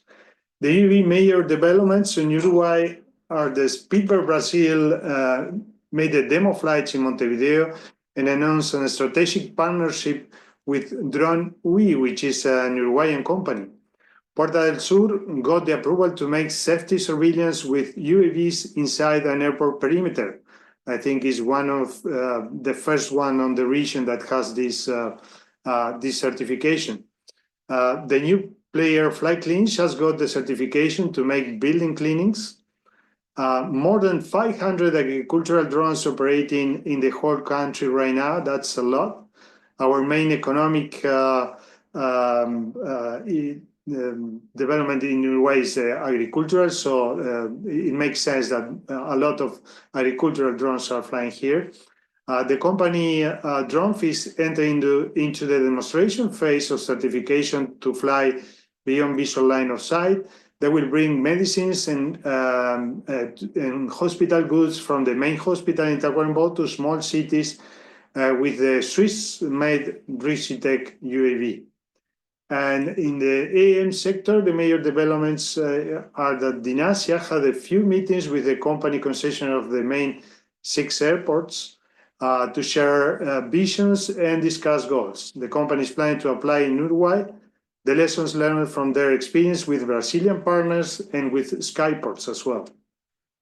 In terms of legislation, the CA is working together with the Agricultural Ministry to establish more tight surveillance over sprayer UAV. This is annoying the operator, but is the way to make these operations more orderly. There's no rules out yet for AAM, and we are looking forward to have an implementation plan. On the public sentiments, we have some negative displays. There are some negative reactions coming from people that had the experience of UAV flying over their properties and are concerned for their own privacy. On the agricultural field, there are a number of reports about chemical spray over neighbors' farm that end up in the justice to recall indemnizations. In the other hand, the positive displays, the hospital logistic flight test carried out by Dronefish last year had a great press coverage and bring the public acceptance to the next level in the country. It has a huge coverage. New Lab hosts its first pilot showcase in Uruguay with the Spielberg Aero, and it has an important promotion as well on the Uruguayan media. Conclusion, the UAV, the companies are on the rise in the whole country. General feeling is positive. Regulation is quite flexible, but needs an update. This is the biggest challenge. And the AAM sector, the general acceptance of UAVs can lead to a smooth entry of AAM industry. Logistics players are getting ready for AAM, and AAM is not in the government radar at all. That could be a problem. UAV industry is growing every day and getting new players, but AAM market is a big question mark. My project as a operational safety inspector, I'm working on the certification of a beyond visual line of sight company, demo flights, UAV rules, UAV corridor to be published on the AIP, and AAM implementation plan. So that's all from Uruguay. You have my details there. Feel free to reach out over LinkedIn or my email. Thank you. Thank you very much, Pablo, for the very nice overview. And now we are moving to Peru with Kimberly Rojas Ruiz. Kimberly, are you here? Yes. Hello, everyone. How are you? Hi, good day. Hi, thank you. Hope you're all having a good day too. So please let me know if you can see my screen. Wait, something is coming. Yep.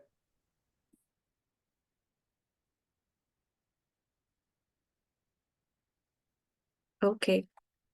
Then, hello everyone. I am Kimberly Rojas, liaison from Peru. I work as a sales and project manager in UAV LATAM and also as a program coordinator for Peru Flying Labs. My background is that I am an aeronautical engineer and I've been working with UAS since 2017 now. So you can find here my email in case you want to contact me. About industry milestones in the country.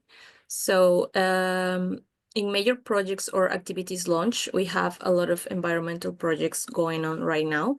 And one of them is the one that is conducted by CERNAMP, which is the Service for Protected Natural Areas here.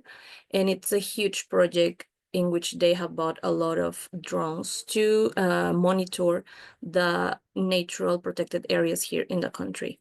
We have also have a very increased interest in the autonomous operations with the launch of some drone-in-a-box systems like the dog from DJI and other brands here.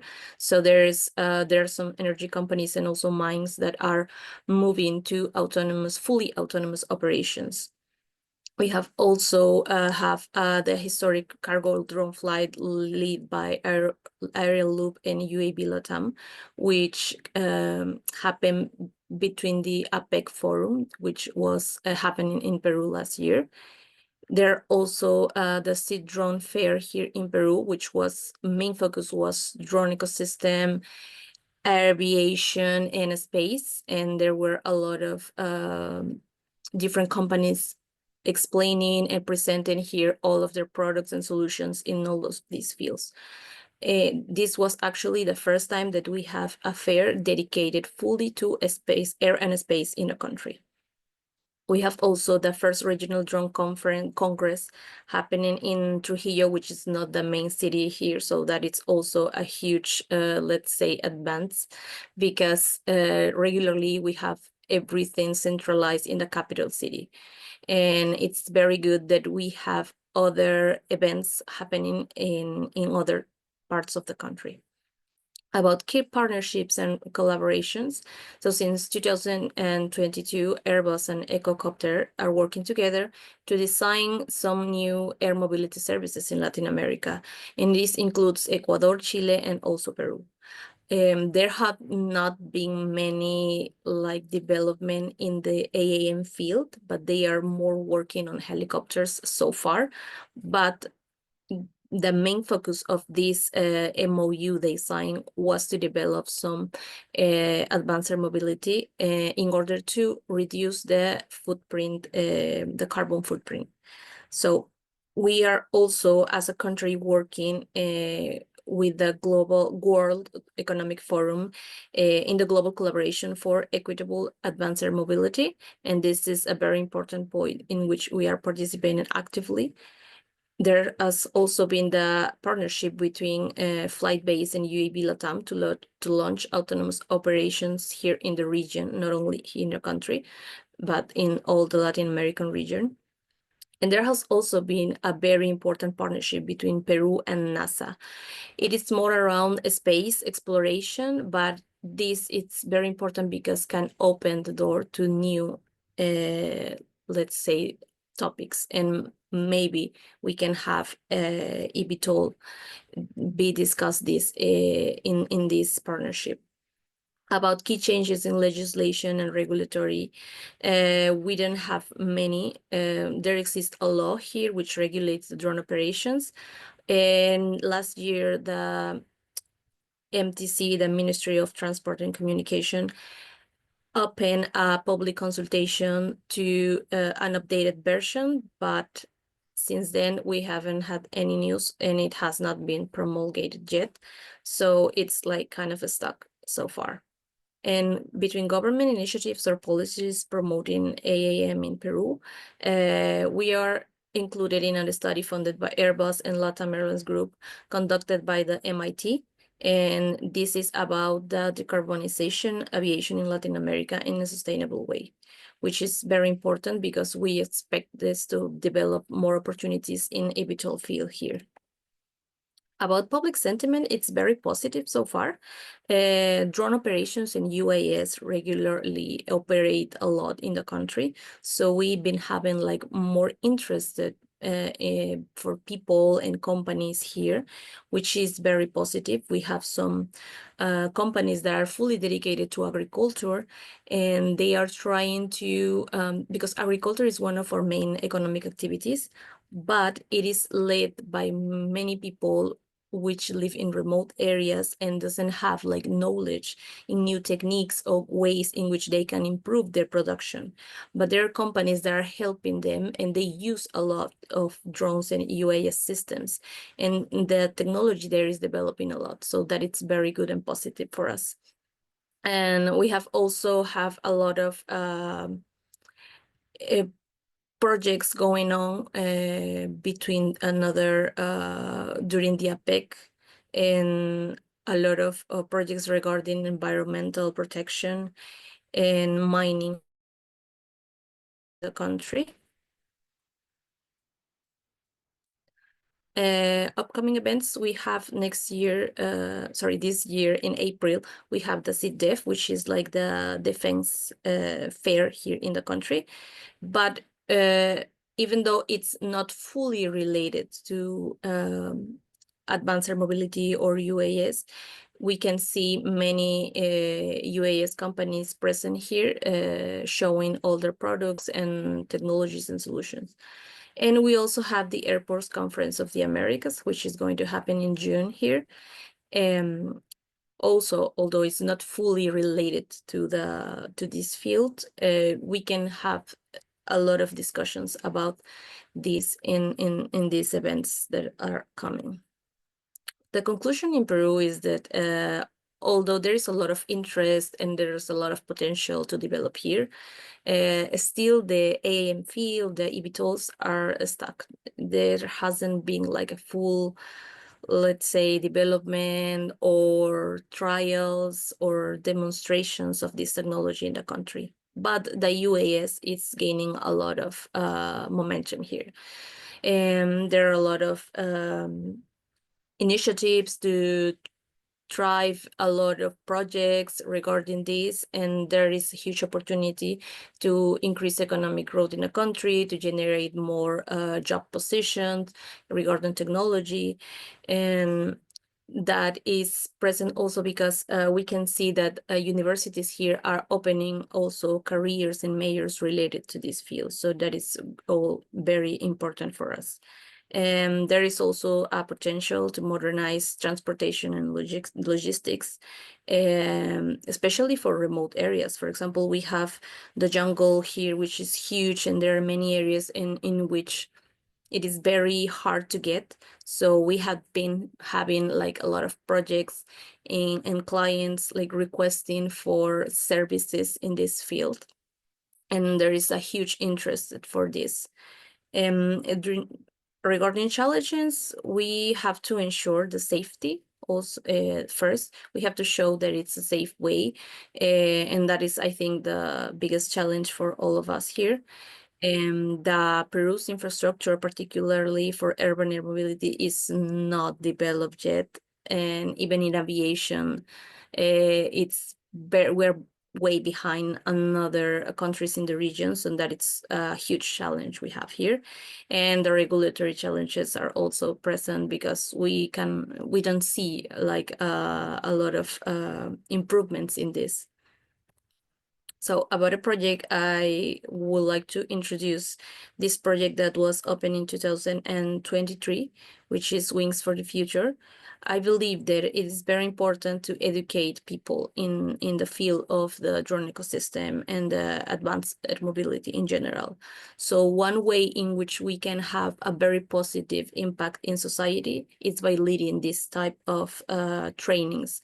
Since when we get closer to kids and youth, we can share with them all the possibilities that can be done with this technology, and they can see that it's very positive and understand and get like a very positive feeling and be involved in this kind of projects. So this project is mainly focused on youth and children, to introduce them to the drone technology and to show them all the applications, the industrial applications that can have, and all the positive things that can be done with this.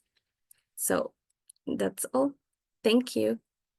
Thank you very much, Kimberly. Now we are moving to Mexico with Hector Rida Oliveira. Hector? Hey, hi, Georgie. How are you? Hi, good day. Pretty well. Please, Good day, well, sir. and start with your presentation. For sure. Give me 1 second. Yeah. Can you see my presentation now? Yeah. Yeah. Can you hear me? Yeah, okay. Yeah, well, my name is Hector. I'm from Mexico City. I'm a commercial. That's just one picture from your computer, I think. Not sure if that's your presentation. Wait a second, is because it's the other way. There it is. Looks like your desktop wallpaper or something. Ah, now, yeah. Oh yeah, there it is. You can see it now. Yeah. Now it's good. Okay. Yeah, well, just to introduce myself. Wait, because it seems you can see it right now. My presentation, George. Yeah. Okay. So my name is Hector Rida. I'm from Mexico City. I'm a commercial and professional robotic pilot. My company is Rixar Aeronautics and Alpha Edge Technology. And well, Mexico, talking about our advancements, there is not that much happening in terms of my last presentation in the last forum that we had the last year. There have been some moving forward things about virtual reality systems that they are using to enhance several systems. There are other companies integrating the technology into the logistic solutions, but they are in pilot programs. And the main area where things have been taking place is like in shows, just like in the Paul McCartney in Six Flags. Six Flags is one of the companies here, at least in Mexico, that they are using a lot of drones for their shows. And in this case, for Paul McCartney, they use it in a way to showcase the technology. There have been other things where in the north of Mexico, they've been trying to use for medical supply delivery, again in pilot programs for remote areas, but there is nothing established. There are just being pilot programs happening here in Mexico. And also introducing new regulatory frameworks for commercial drone operations, ensuring safety and compliance. Just as in the last forum I mentioned, Mexico is moving forward, but they are in a slow pace. Since there is a lack of education inside of the government to understand pretty well the technology, how they can use it. So there is this lack of understanding on how to move forward with the technology. But there are efforts and challenges, especially for unauthorized drones. in and managing the airspace, so there is no conflict of traffic between drones and aircraft in this area. About government initiatives, they've been launching programs for drone operators to enhance, as I said, the operational safety and the supportive of policies for integrating drones in emergency response systems and logistic operation. Also, CENEAM, that is the responsible for all the airspace in Mexico, they acquire 11 drones for verification system. In my opinion, in a really high cost, $2 million they're investing in this project. And in my opinion, there's the reflect of lack of education in the field since this investment was made. They've been also mentioning that the technology haven't been helping them that much, but in my opinion, it's also the high cost on how they acquire these drones, and they haven't been able to see the results. So, well, that's like what's happening at the moment. Public sentiment, in some ways positive. The drones have been well accepted by the people. There is a lot of people actually trying to acquire drones more and more often.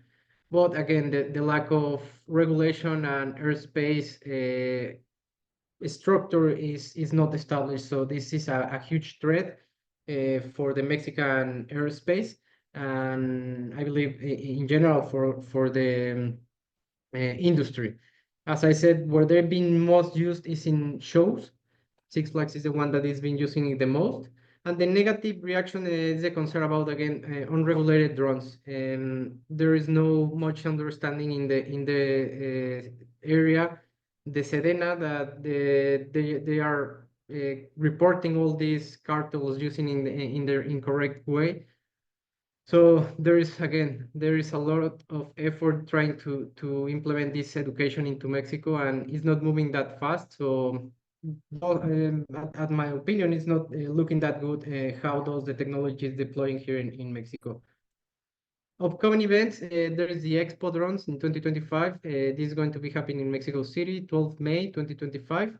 And the mobility area, this is going to be happening in Guadalajara, Jalisco. And I forgot to put another one that is happening in Monterrey, that it's one of the biggest one. I'm not sure it's, I'll share with everyone later when is this happening. But they are going to be showcasing not just drones, also eVTOLs. Opportunities, well, the expansion of drones in merchandise and delivery is something that is going to be helping a lot, especially in the area of Querétaro.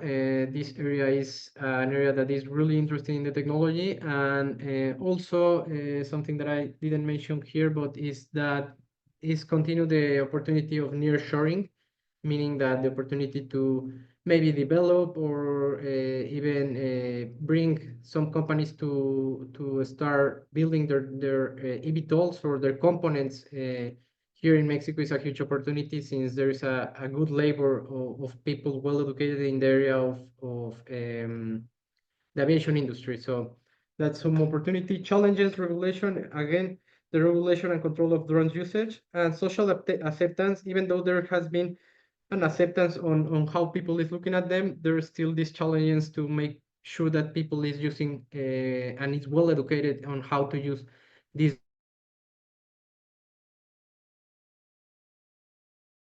or some kind of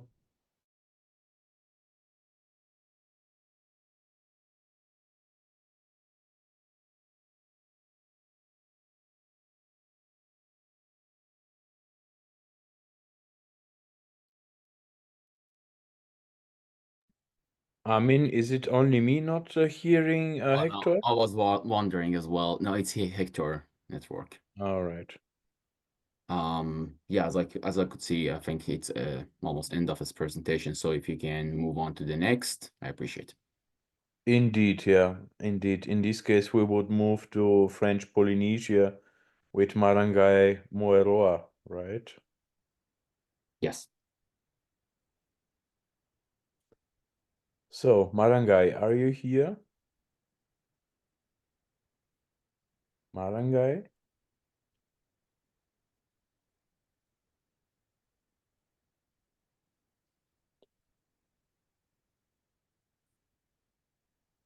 Are we having a presentation from French Polynesia or? Yes, that is correct. Excuse me?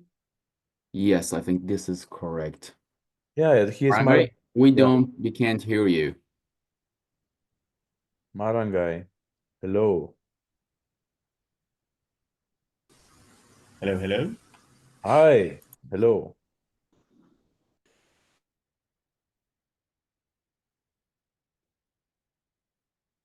Marangai, we did hear you very well. Okay, sorry, I thought no one could hear me, so I just clicked everything. Okay, hi everyone. Can you see my screen also? Yes. Yep. Okay. So good day, everyone. I'm Mara. I'm the director of the Civil Aviation Authority for French Polynesia. So just to give you an overview, so French Polynesia is composed of 118 islands spread over a little bit more than 5 million of square kilometers, mostly water, and a population of 280,000 souls, and we are mostly concentrated on the main island, which is Tahiti. So the challenge for us is just to reach out to all of these islands and make sure we can connect our population. In terms of industry, so we're not leading the revolution down here. What we're trying to do at the minute is to explore alternatives to the predominant aircraft use, which is the ATR 72. We're doing it. We've been collaborating in 2024 with Aura Aero, the French manufacturer of electric aircraft, with Lilium before they had their troubles, and with a company from Singapore, ST Engineering. They're doing a wing on ground vehicle, and we're particularly interested in the Airfish 8. In parallel to identifying business cases to deploy new types of vehicles, we also trying to structure the use of the airspace. So we're trialing out a segregated corridor for drones deliveries in the most constrained area that we have. The idea is that if we manage to validate this, then we can replicate it fairly easily across French Polynesia. In terms of legislation, where we are a French territory and therefore we apply the French regulations or the European ones, depending on how they are cascaded down to us, and we still have the ability to work on local exemptions. But we just need to justify it and discuss it with the French state authorities. In terms of initiatives, we're trying to launch several studies. The goal is to highlight and incentivize private investors. So the latest one we've launched is to promote UAVs by identifying use cases that are that already exist across the globe, and try to show what would be the economic impact if someone tries out to launch that in French Polynesia. Again, we'll publish those studies and in the hope of attracting investors. In terms of public sentiment, as you saw from the map, we're not a densely populated area. We do have our share of traffic jams, but it's mostly the incapacity to travel. For quite some time, we relied on sea transportation, but people want more comfortable ways of transportation, particularly for their kids. So geographic opening up is really what people are looking for. And we are fairly receptive to technology, a little bit cautious before joining in, but it's more a matter of communication rather than convincing. So far, we've discussed about our exchanges with the likes of Aura Aero, and the only negative display we observed was related to the absence of toilets on board, which could be tricky, or it's at least a bit concerning at this stage. So, but we don't have a rejection of the technology. We don't have a rejection of anything we're doing at the minute, which is very encouraging. And obviously, when you use an ATR-72 to link islands where the population can be below 100 people, you usually have to, your flight will have up to 5 stopovers. So the population is asking for more ad hoc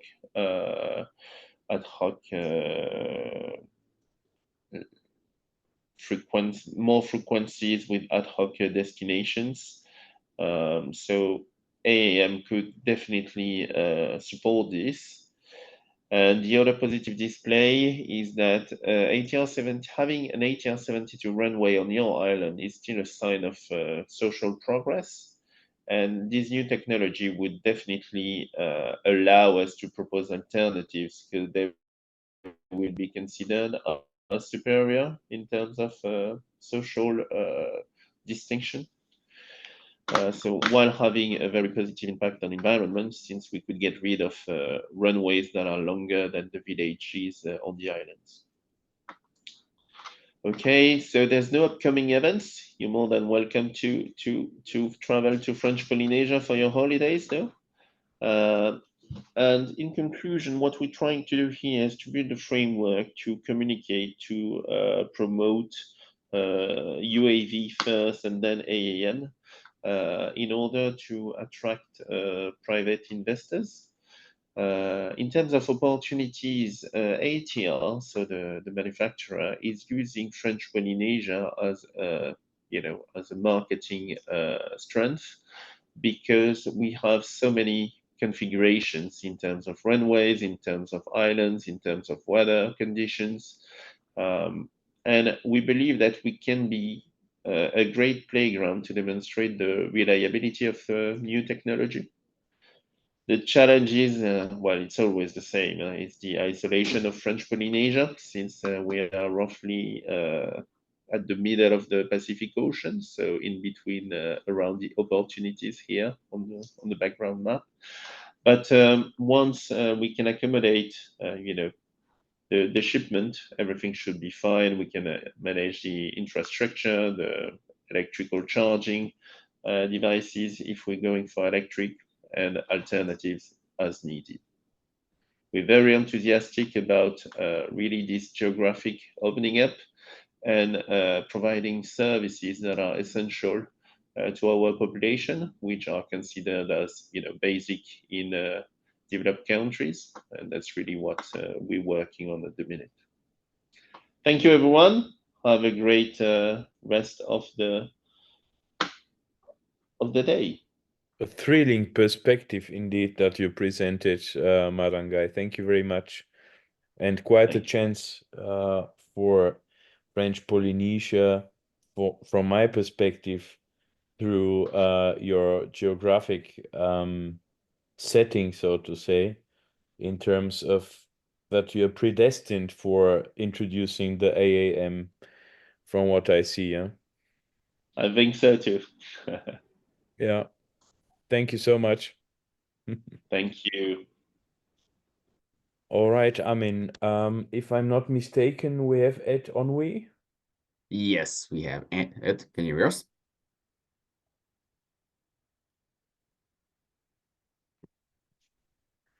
Ed, can you hear us? You are muted.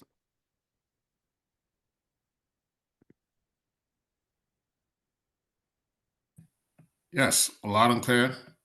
Yeah. Amazing. Thanks for joining. Sorry for delay. Not a problem.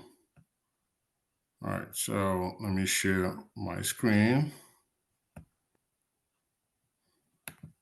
My presentation. All right.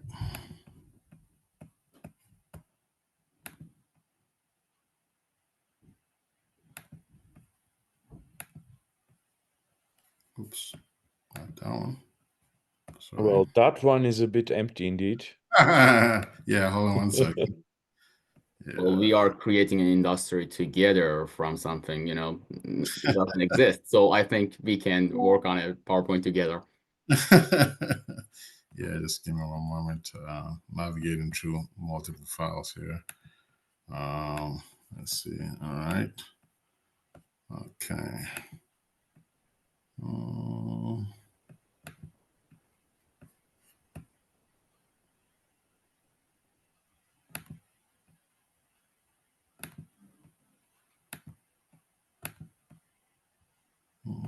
Okay.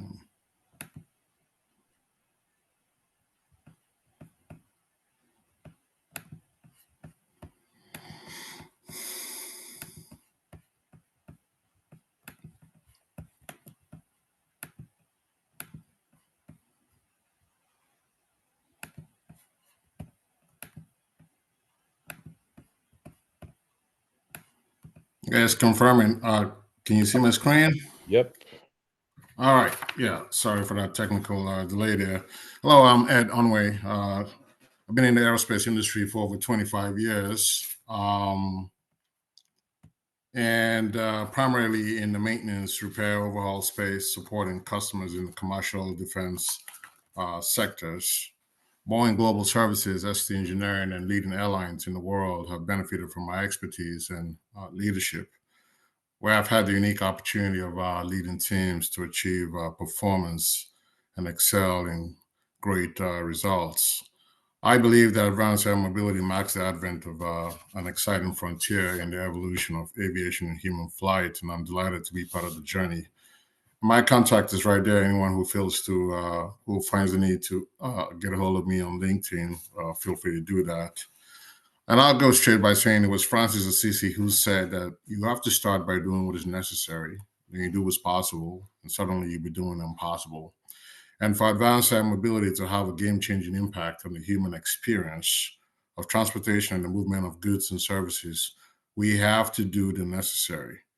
The FAA Reauthorization Act of 2024 clearly demonstrates the FAA's commitment to making the aviation system safer, more efficient, and accessible. The Act also mandates the development of the Center for Advanced Aviation and Technology by September 30th, 2026.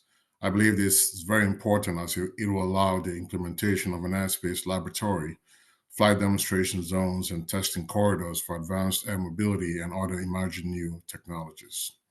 The FAA's Innovate 2028, the UAM concept of operations, are all necessary plans that outline the projected roadmap, the necessary work to operationalize advanced air mobility, and the definition of the envisioned environment that urban air mobility will have to operate in. Advocacy for advanced air mobility by the Advanced Air Mobility Institute, NASA, industry stakeholders, and the likes of them is great work to ensure that this technology can be safely integrated into our lives. These efforts continue to raise the awareness of the possibilities of advanced air mobility. Could you please think on leading us through your slides, please? Because we are still seeing your first slide. Oh, the title one. I think you're speaking on the first of the white ones, yeah? Yeah, my slide is advancing on my end. I'm on slide number 2 now. Right, but we are seeing slide number 1. Okay. So you just need to go on the left and click on the second slide, yeah? Yeah. Okay, hold on. Yes. Thank you. All right. Okay. Has it transitioned now? Yeah. That's it, yeah. Okay, good. Right. All right. So I'll continue on to slide number 3. There's several use cases that I've encountered, but I would like to highlight one in my local community here in San Antonio. Last summer, the San Antonio Express News ran a headline that went like this: Port San Antonio is jockeying to be the flight car hub. In the article, Brandon Lingle quoted Port San Antonio CEO Jim Pershberg, and he said, "We really got an immediate need for this aircraft as we keep adding people to our campus." Of course, this captured my interest. So Port San Antonio, for those who might not know, is a 1,900-acre technology and innovation campus that hosts over 80 tenants with over 18,000 employees supporting aerospace, defense, robotics, global logistics, manufacturing, cybersecurity, and education sectors. A market study completed by the HNTB for Port San Antonio explored three categories of options. And the first is improving mobility for the over 18,000 people who work at Port San Antonio.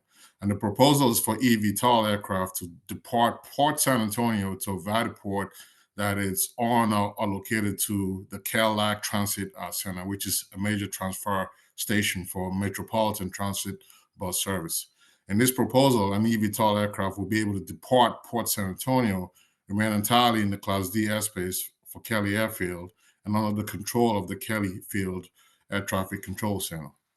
There's also an option to explore a route from Port San Antonio to the Texas A&M University campus, which is a 7-mile distance. The port would like to strengthen the partnership with Texas A&M as it continues to actualize its vision as a technology hub. This solution has been explored, and it's envisioned that within 1 to 3 years, it should be in operation, and it'll evolve from there. Another option is a first responder emergency medical service using eVTOL aircraft for passenger transport from Port San Antonio to the University Hospital, which is a large hospital system in the area. And then lastly, the port is also exploring cargo operations throughout the Port San Antonio facility using eVTOL aircraft. The port believes that advanced air mobility can streamline the transfer from the rail to the aircraft and for on-campus cargo movement activity. So as we talk about what the possibilities of the future hold and the factors that might affect the advent of advanced air mobility. Now, I've had the privilege of discussing the future of advanced air mobility with industry and transportation experts in my daily work.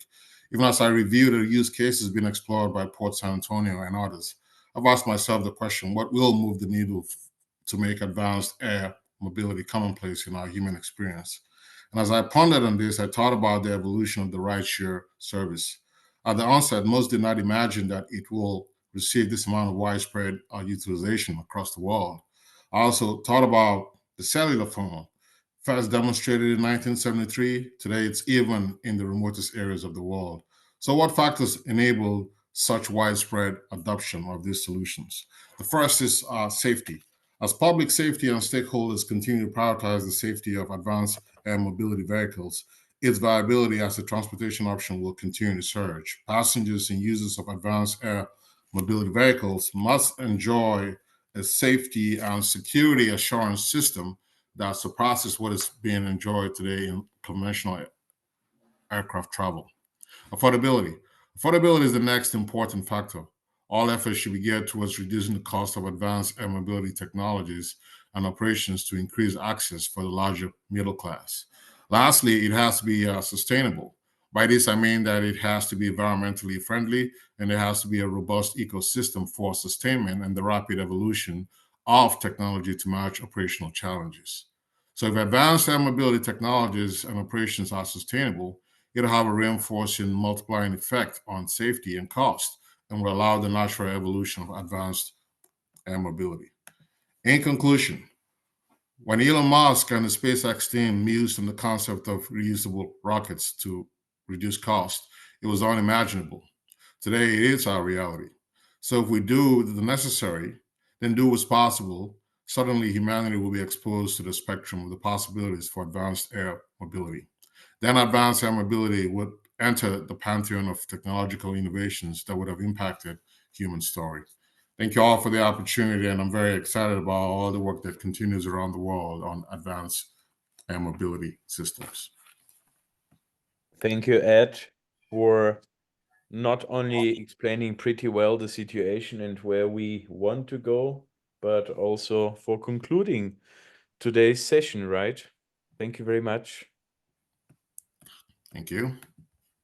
Thank you. Thank you, everyone. Okay, ladies and gentlemen, as we conclude the first day of the Global Advanced Air Mobility Forum, I want to extend my heartfelt thanks to all our speakers, most importantly to our audience attendees, for your active participation and engagement throughout the day. But, well, the journey doesn't end here. Tomorrow we will begin day 2 of the forum, packed with another exciting lineup. We will take off at 9 a.m. UTC, so please make sure to join us again. And on behalf of the Advanced Air Mobility Institute, I thank you again for being a part of this global initiative. Have a wonderful evening, and we look forward to welcoming you back tomorrow morning at 9 a.m. UTC. Thank you, everyone. Take care and see you then. Thank you. Thank you very much, Amin. Thank you very much. Dr. Georgi? Yeah, thank you very much. Thank you. Thank you, Bill. I should appreciate your support today. It is invaluable having you on board live and hearing your insights as well. Thank you so much for today. Thank you.